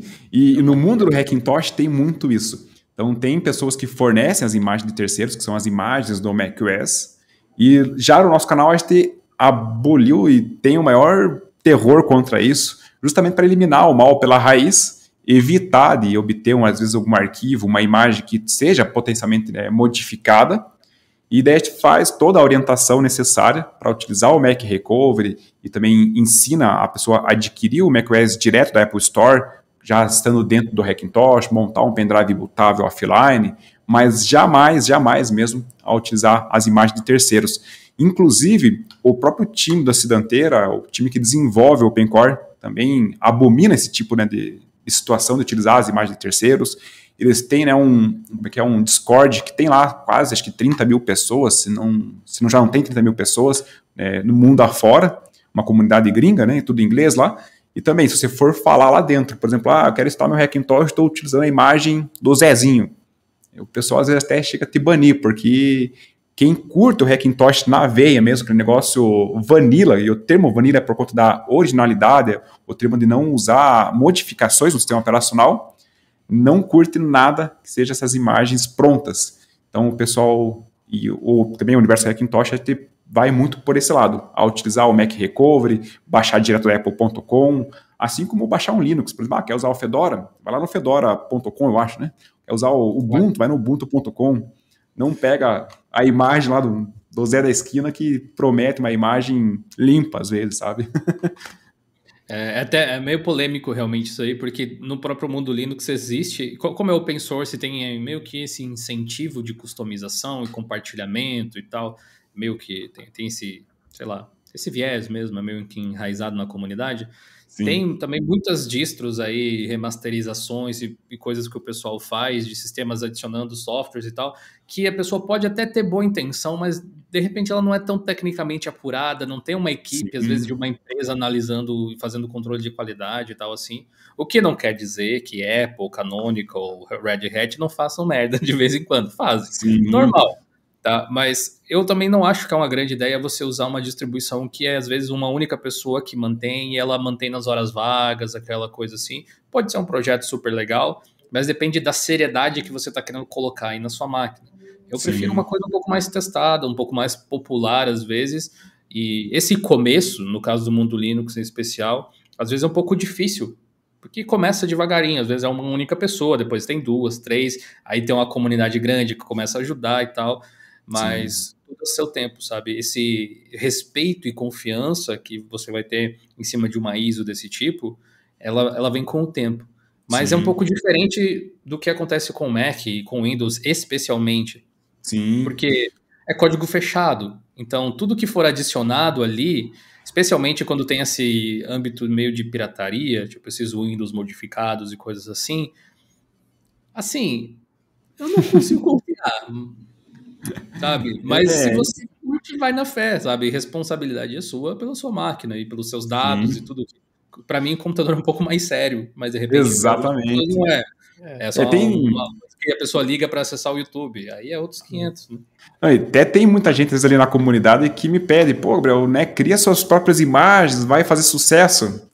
E até eu concordo, e acredito, né, pode ser uma boa intenção, mas eu não prego por isso, e se você pode, né, instalar o macOS direto da fonte, direto da Apple, então eu prego por esse tipo de coisa, né, pensando em cortar qualquer possível mal pela raiz. A gente tem um sistema operacional que é literalmente o mesmo código, a mesma versão, o mesmo tudo que a gente utiliza para instalar um MacBook, um iMac, um Mac Pro, inclusive é o mesmo pendrive, né, se você criar o instalador do macOS, como a gente ensina ali, ele é literalmente o mesmo pendrive que você vai usar para formatar um Apple autêntico, sabe? A única parte que a gente cria mesmo é justamente a EFI, o Open Core, que é o que dá o boot no sistema operacional, e a partir daí, dali para frente, né, da hora que ele boota, é tudo mais tudo software autêntico Apple, né? Garantido livre, enfim, qualquer modificação, qualquer coisa que possa eventualmente existir.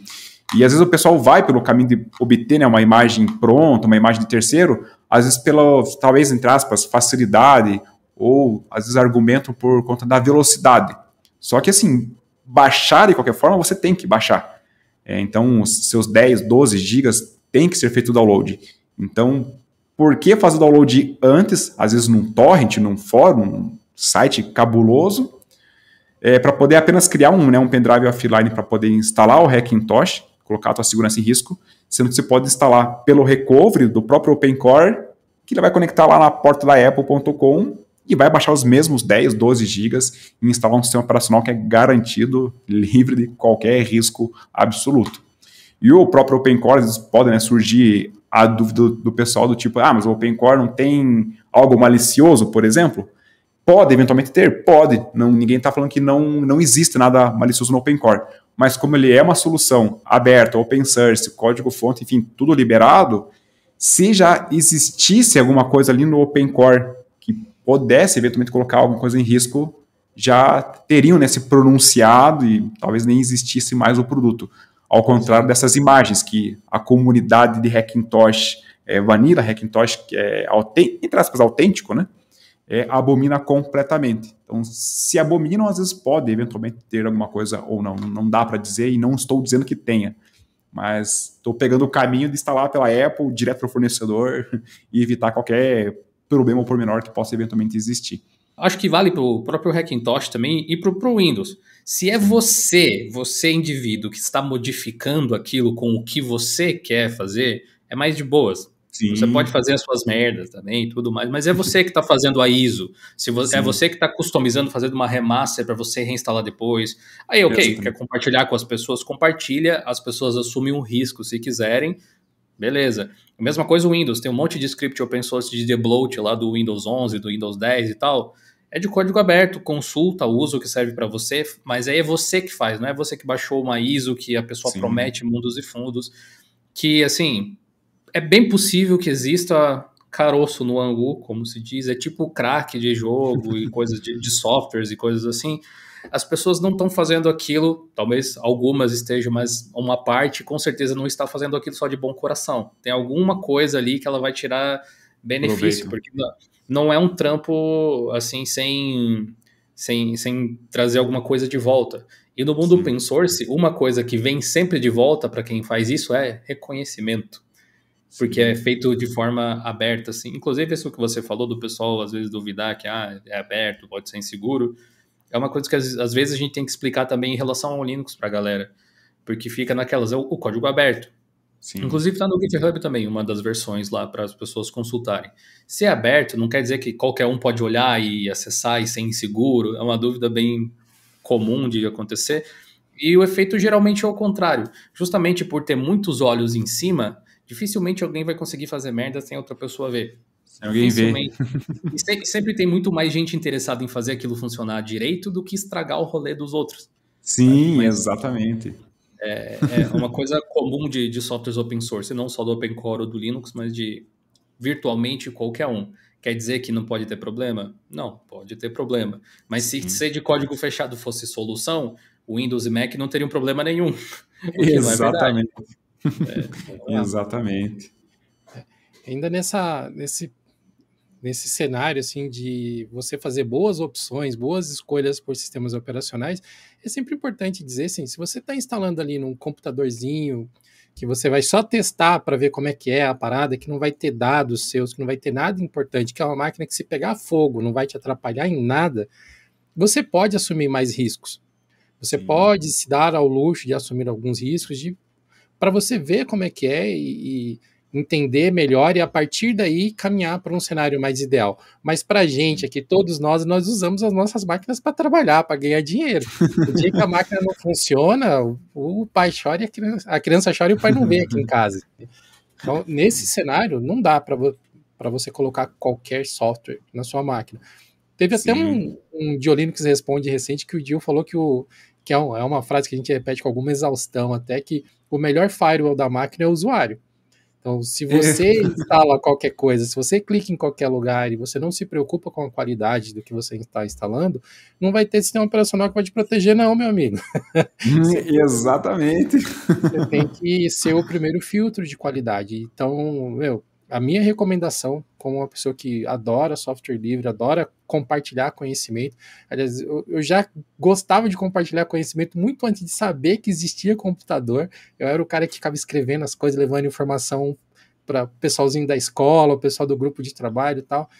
Cara, entenda o que você está fazendo, tente conversar com as pessoas e valorize essas pessoas que compartilham abertamente o que está acontecendo no seu computador. Isso pode não fazer diferença agora para você, mas quanto mais você aprender, você vai perceber que tem um valor embutido nisso que não dá nem para mensurar direito. Outro pilar que a gente tem ali, né, no meu canal, no Universo Hackintosh, que eu gosto realmente de ensinar como que é feito todo o Hackintosh por trás dos panos, as ferramentas que são utilizadas, porque hoje tem ferramentas que são globais, né, que são desenvolvidas por pessoas não brasileiras, que eventualmente facilitam a criação da EFI mágica, vamos assim dizer, só que elas tiram do poder, né, do usuário a questão do conhecimento. Então, no primeiro problema que acontece, a pessoa já não sabe nem para onde olhar, onde clicar, ou o que eventualmente fazer um diagnóstico, não sabe o que é um verbose, não sabe nada.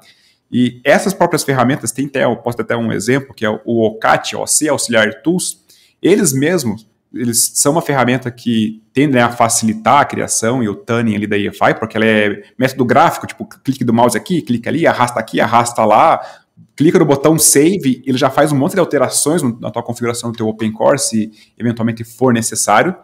Eles mesmos deram os créditos, né, aos arquivos de configuração de todas as gerações do OpenCore que foi desenvolvido pelo Universo Hackintosh, e mesmo assim, eu particularmente não curto e não sou fã de mostrar esse tipo de ferramenta, porque daí tira justamente isso, do conhecimento da pessoa, ali, do usuário, que na primeira esquina que der um problema, a pessoa já fica de a pé, porque não tem nem ideia do que fazer ou por onde procurar. Então, outra coisa que a gente pega forte ali no canal é justamente mostrar no detalhe as configurações, os softwares, às vezes não são, né, os mais, talvez, user-friendly, né, mas são, sim, o que vai te dar o conhecimento autêntico para criar a sua EFI, instalar o seu Hackintosh e, principalmente, solucionar algum problema na hora que eles acontecem. E talvez tenha outra pergunta que possa vir à tona, né? Hackintosh dá problema? Talvez seja até curiosidade de vocês, não sei. Tem algum computador que não dá problema? Eu imagino que dê problema. Exatamente. E Hackintosh, assim como qualquer computador, pode eventualmente dar problema, mas o quanto mais você souber e dominar a criação e ajustes da EFI, mais livre desses problemas você vai estar deles, né? Mais longe eles vão estar. E quando acontecer, você tem o conforto de saber, né, minimamente o que precisa fazer aqui ou ali, para poder bootar às vezes novamente, ou trazer um suporte a algum device específico que parou de funcionar, ou até mesmo atualizações do macOS, porque quando você pega, por exemplo, uma EFI que foi desenvolvida específica e configurada para o seu hardware, você também tem uma maior segurança na hora de fazer o rollout, né, de versões novas do macOS. Então, como, por exemplo, né, tá lá dentro do macOS lá, o Ventura, a versão 13.0, saiu a 13.01. Às vezes a pessoa pergunta, posso fazer, né, o update? Se a tua EFI está configurada, está atualizada, você domina, praticamente é 99,99% de chance que você pode ir lá clicar em update, ele vai fazer o update, vai funcionar, e eventualmente se der algum problema, se a pessoa souber ali um pouquinho da EFI, vai saber aonde corrigir ou por onde procurar. E quando a gente pega, por exemplo, uma EFI pré-made, que o pessoal fala, ou pré-pronta, ou genérica, geralmente essas atualizações elas tendem a não funcionar. Não estou falando que não funciona, mas elas tendem a não funcionar e não ser tão transparente. E o benefício da gente criar uma EFI específica para o nosso hardware é justamente isso. A gente poder sair fazendo as atualizações com maior tranquilidade, maior segurança e elas funcionarem. Tá? Então, é outro benefício, às vezes, você saber mesmo criar ali EFI. E assim, afirmo para vocês. Tem vídeo no canal lá que, acho que o guia, um dos guias mais consolidados, ele tem 40 minutos ou 39 minutos. E eu pego desde o Windows. Tipo, o Windows instala o AIDA, que é para ler, né, a tua máquina, tem um overview da tua máquina, te ensina a identificar qual que é o processador que você está utilizando, como verificar no site do fabricante, enfim, pega nos mínimos detalhes, como descompactar tudo, como formatar o pendrive lá no FAT32, como colocar o diretório dentro do pendrive, e afirmo para vocês, não é difícil criar a EFI, se seguir ali a risca e dedicar, né, claro, às vezes 1 hora, 2 horas, assistir o vídeo com calma, pegar ali o guia com calma e implementar o Hackintosh. É certeza quase absoluta que dá certo, marca gol. Esse viés de conhecimento que você aplica aí, acho que é válido para qualquer tipo de conhecimento, na realidade, nem só para esse aspecto mais limitado do Hackintosh, e não estou nem me limitando à tecnologia em geral. Tipo, qualquer coisa. Tudo que você puder saber mais, sim, saiba, vai te ajudar de alguma forma. De mecânica de carros a compota de pêssego. Vai servir, assim, em algum momento para você. Mas, assim, faço até uma ressalva, porque eu também já entrei nesse assunto no canal de Linux algumas vezes, que existe algumas distribuições, por exemplo, assim como o processo de Hackintosh, que requerem mais leitura, mais atenção, mais saber o que está fazendo, são mais manuais, mais escova-bits, aquela coisa assim. E tem os Ubuntu da vida, que é next, finish e terminou, né? Eu, por exemplo, gosto dessa facilidade hoje em dia. Não tenho tempo a perder para instalar esse tipo de coisa. Mas existe uma diferença. Se você sabe fazer manualmente e você escolhe usar uma ferramenta para criar um atalho, é diferente de você tomar um atalho sem conhecer as ferramentas. Sem conhecer. Exatamente isso. Depois e dá um puta diferencial, né? Imagino que, assim, você, por exemplo, que já tem essa experiência, se você quiser utilizar uma dessas ferramentas porque você quer agilizar um processo, você vai, porque se der problema, você vai saber resolver. Agora, se você for direto nisso sem estudar um pouco antes, você vai ficar de a pé, igual você falou ali, caso dê algum problema que seja um pouco mais cabulosinho aí para lidar. Excelente observação, e até mesmo essas ferramentas, pensando no mundo Hackintosh, né? Elas não são desenvolvidas pelo time que desenvolve o OpenCore. Então imagine que para essas ferramentas serem garantidas, serem 100%, elas têm que estar, por mais que o OpenCore ele é open source, elas têm que estar 100% ali em sincronia com o código do OpenCore, para elas garantir que ao momento que se clique no save, que ela faça magicamente, né, uma ajuste no PFI, ele implemente exatamente como está no OpenCore. Diferente se essas ferramentas fossem, né, entregues pelo time que desenvolve o OpenCore. Aí a gente saberia que pelo menos as ferramentas facilitam, mas elas vêm de dentro da própria casa onde nasce o OpenCore. Mas a gente sabe que o time da Acidanteira, eles não desenvolvem esse tipo de ferramenta. Até tem na documentação deles lá que eles fazem, né, um disclaimer, que eles não apoiam e não encorajam as pessoas, né, a utilizar esse tipo de facilitadores, porque pode quebrar o config.plist, que é justamente o arquivo de configuração do OpenCore, e se quebrar ele, adeus, blá blá, Hackintosh. Eu acho que esse arquivo de configuração é um paralelo para quem vem do mundo Windows, aí seria basicamente o registro do Windows, né? Se você quebrou aquilo ali... mais simples, né? O config plist é bem mais simples. É mais simples. Ele é mais simples. E hoje tem a facilidade ali que, dentro do universo Hackintosh, lá no meu GitHub, eu tenho todas as gerações de processadores Intel e AMD criados. Então tem os arquivos modelos prontinhos, mas sem os arquivos, né? Sem os arquivos de casts, dos drivers adicionais, sem nada. Aí somando, né, esses repositórios com o guia, a pessoa junta essas duas peças, acrescenta o quebra-cabeça, que são as casts, por exemplo, para um driver de som, um driver de rede, um patch da CPI, um patch de firmware, e sai, no final das contas, com a sua EFI na sua totalidade montada, artesanal, conhecendo o processo, e pronto, apto, né, para poder instalar ali o macOS, instalar o Hackintosh. Artesanal, é isso aí mesmo, né? Bem artesanal o processo de Hackintosh. Eu gosto, tem uma certa beleza, uma poesia até eu diria, nesse tipo de coisa, assim. Essa coisa de do it yourself, de você, né, faça você mesmo, de você experienciar e moldar as coisas de acordo com o seu gosto e com as suas necessidades, assim. Nem sempre funciona, né? O mundo é muito dinâmico, mas eu acho sempre legal quando você consegue fazer uma coisa bem custom made. Sim, sim. Bacana. Fica mais a sua cara.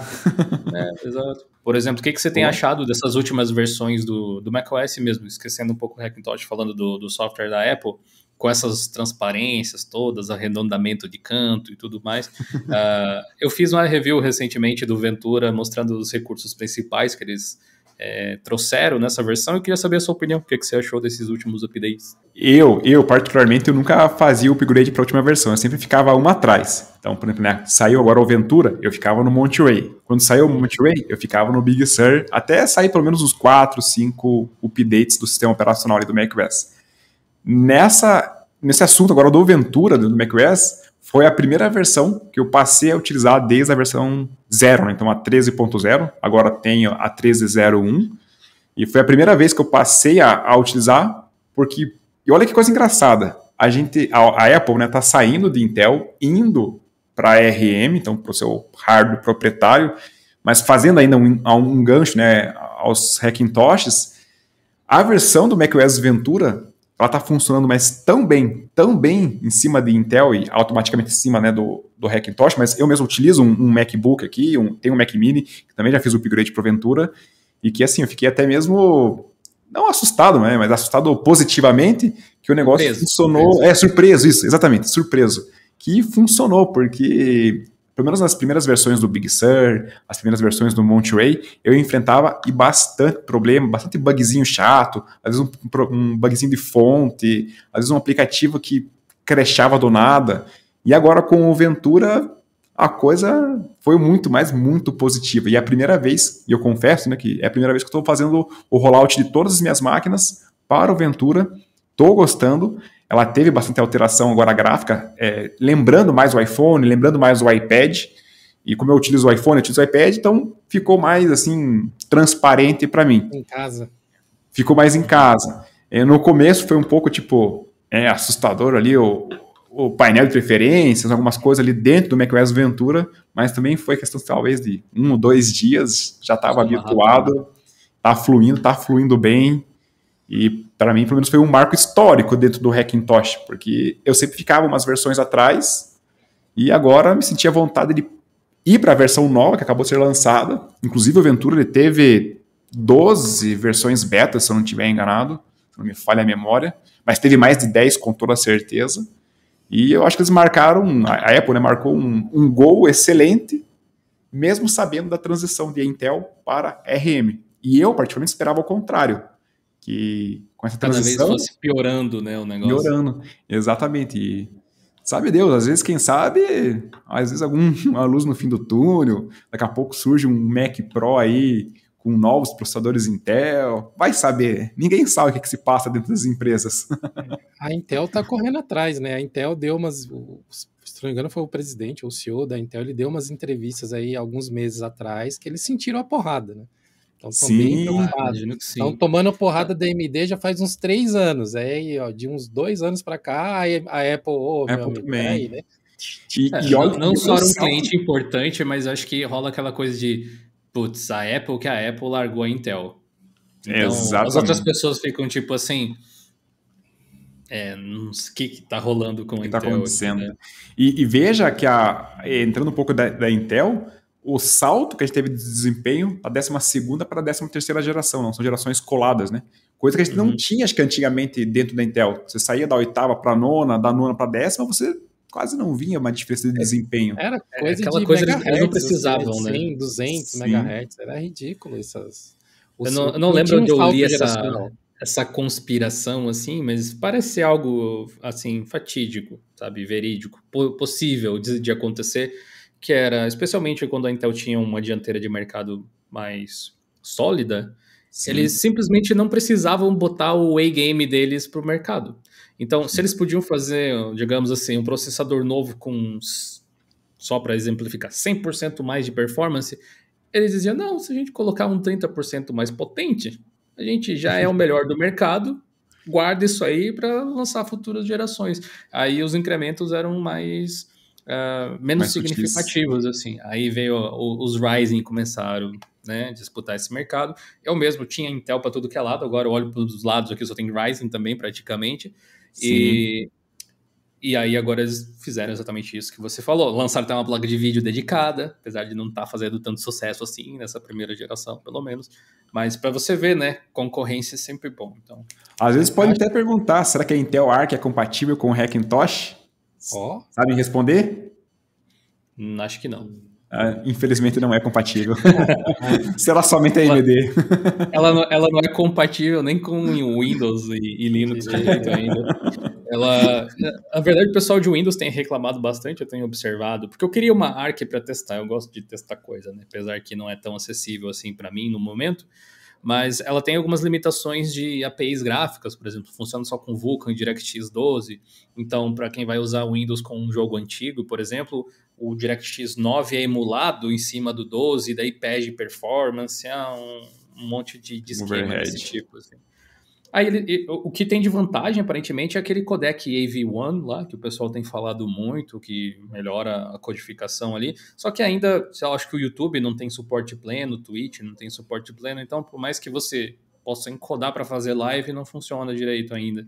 Recentemente já foi liberado para os AMDs também, né? Os novos AMD, Ryzen já estão com suporte. É um codec que provavelmente vai chegar para outras placas também. Então, eles podem ter chegado primeiro, mas como não é um custo-benefício tão bom assim, às vezes...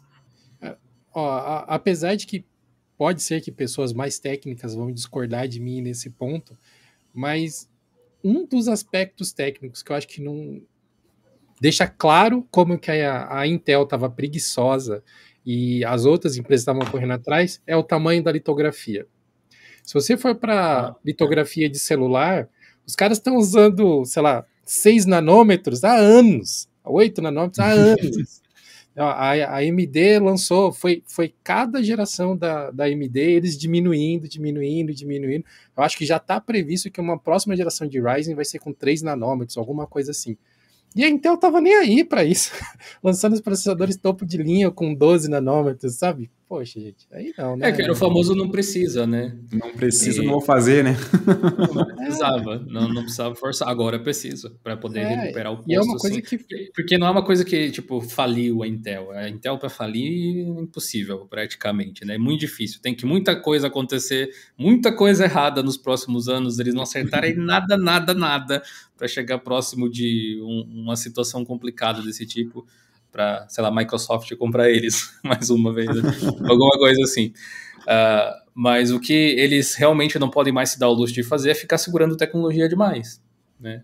Agora tem gente aí no encalço. Não bastasse a AMD ter elevado o jogo nesse sentido e eles já não serem referências para GPU, agora tem todo um lado ARM que está se desenvolvendo, e não digo só da Apple, mas todo a Snapdragon, a Qualcomm é muito forte nesse segmento, e que eles não têm concorrência, simplesmente.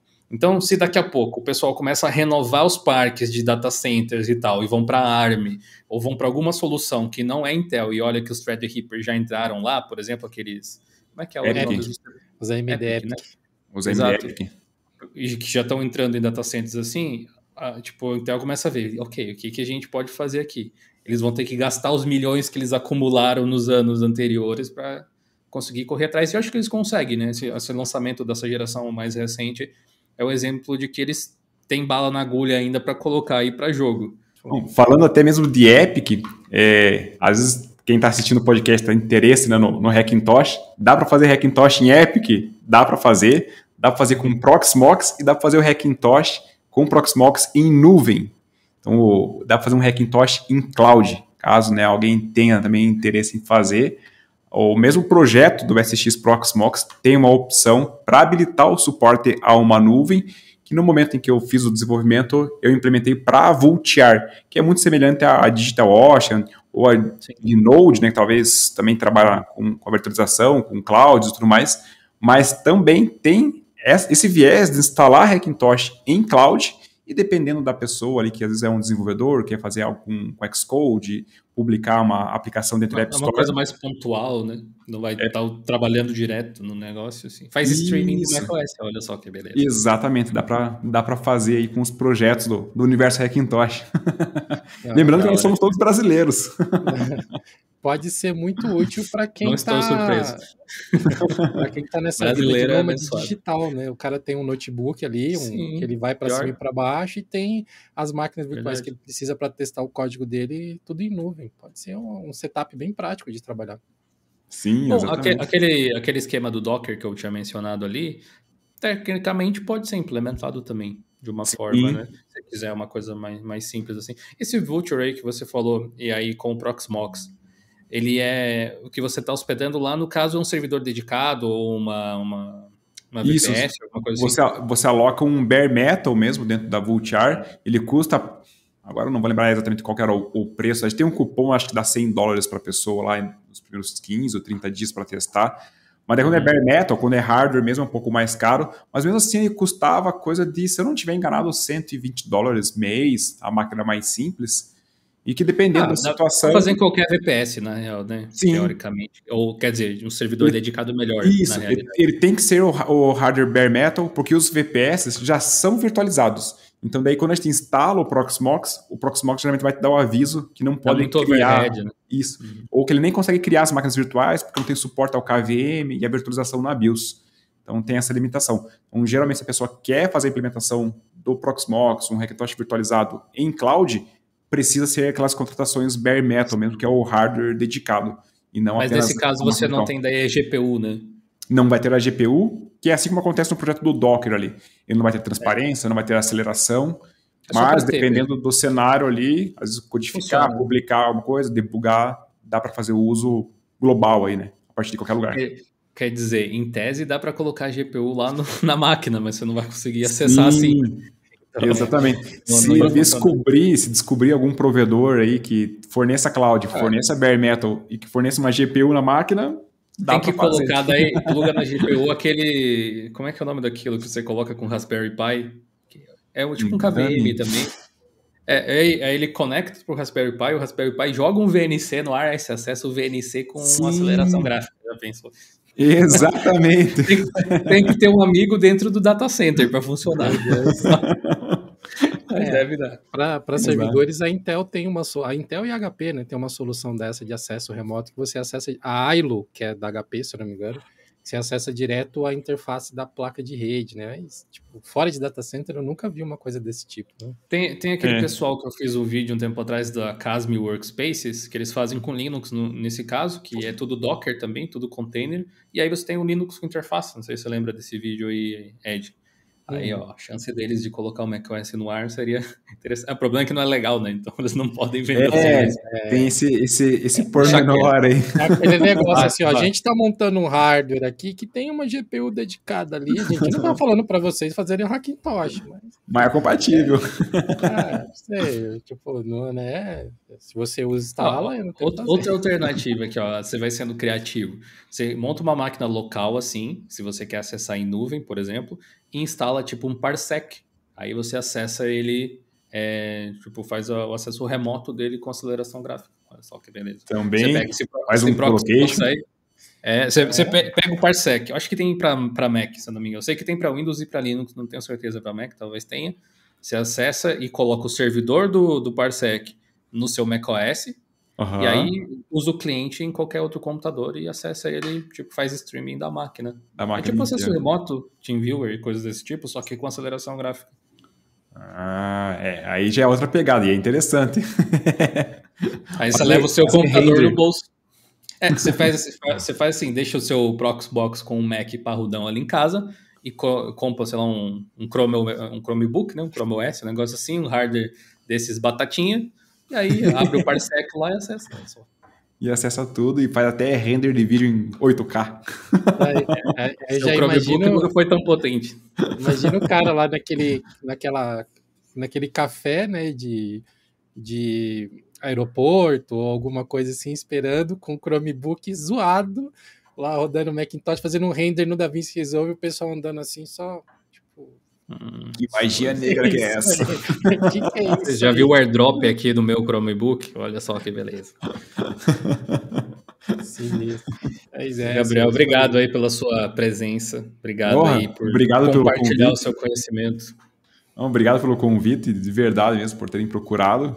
Só para a gente encerrar aqui, Gabriel, manda aí quais são os endereços das redes sociais, o endereço do seu canal, fórum, Discord, onde que o pessoal aqui... Como é que o pessoal te acha na internet? Exato, onde que nossos fãs vão poder começar a te perguntar. Para achar o Universo Hackintosh, basta digitar lá youtube.com/. Agora tem um arroba, né, que são os headers, tem um nome específico lá, né, mas é o @Universo Hackintosh, ou procurando por Universo Hackintosh, ou somente pelo meu nome, Gabriel Lucchina, com CH, também vai encontrar o canal. Você também pode acessar o Discord a partir de discord.universohackintosh.com.br. Tem o nosso endereço, né, o Discord, tem o nosso endereço, que é o universohackintosh.com, também .com.br, leva tudo ao mesmo portal, mas eu confesso que o portal, a parte de blog, eu não consigo manter tudo sincronizado, né, com o YouTube, mas lá também vai ter os links de acesso tanto ao Discord quanto ao canal do YouTube, as documentações, guias aqui, tudo no nosso idioma português Brasil, para facilitar o acesso para todo mundo que quer ter aí o seu Hackintosh funcionando. Show de bola. Bom, Gil, você é da casa também, mas é sempre bom agradecer você por participar aqui do Geocast também. Sempre que a gente tem mais pessoas para trocar essa ideia, é muito interessante. E onde que as pessoas podem te encontrar, Gil? Conta aí para os ouvintes do Geocast. Boa pergunta. A gente tem, na verdade, um endereço bem interessante para as pessoas acessarem, que é geolinux.com.br/links. Claro, o geolinux.com.br é o nosso portal, você encontra um monte de notícias, tutoriais, informações, mas no Links você encontra absolutamente tudo que a gente faz. Então, tem canal no YouTube, canais no YouTube, no plural, né, hoje em dia, tem canal da Twitch, tem Twitter, tem Instagram, tem 2 Instagram na realidade, tem o próprio Geocast, tem os nossos cursos, tem o fórum, tem um monte de coisa que a gente faz, por lá você encontra tudo isso aí. E para você que é membro ou que está interessado em se tornar membro do projeto de Linux, assinando lá o clube de canais do YouTube, para facilitar a vida e levar o conhecimento de forma mais fácil para vocês ainda, agora todos os cursos que são exclusivos do Linux Play, que são os cursos que a gente desenvolveu, os conteúdos que a gente desenvolve ali com todo o carinho, especificamente para os membros, estão acessíveis em playlists dentro do YouTube. Então não precisa criar um cadastro em outro sistema, fazer login, nada. Você entra no YouTube com a mesma conta que você assinou o clube de canais e vai ter ali todas as playlists muito fácil para você poder assistir, comentar com a comunidade, mandar mensagem para a gente também. Logo, logo vai ter mais conteúdos lá, então fique de olho, inclusive conteúdo de bastidores que o Gil está preparando. 20 horas só de curso de terminal Linux, para você debulhar tudo que tem para saber a respeito desse tipo de assunto. Na verdade, tudo é exagero, né? Porque sempre tem mais. Inclusive, a gente está preparando aí... Vou dar um spoiler, posso? Eu acho que eu não tinha nem mencionado com você, Ed. Sabe o Linux from Scratch? Já ouviu falar do projeto? Sim. Que é aquele projeto que, na verdade, é um livro que você constrói a sua própria distribuição Linux, compilando cada software, cada biblioteca. Estamos preparando um curso aí, já tem 26 aulas gravadas. E provavelmente vai dar bem mais. Então, se você já é membro, fica ligado aí que em breve a gente deve liberar isso para vocês, além de material de bastidores e tudo. Bom, pessoal, muito obrigado a todos vocês que acompanharam o Geocast até aqui. Muito obrigado, Gil e Gabriel, por terem colaborado com esse papo super bacana. Eu já estou aqui com o dedinho coçando para desmontar a minha máquina, e isso é um perigo.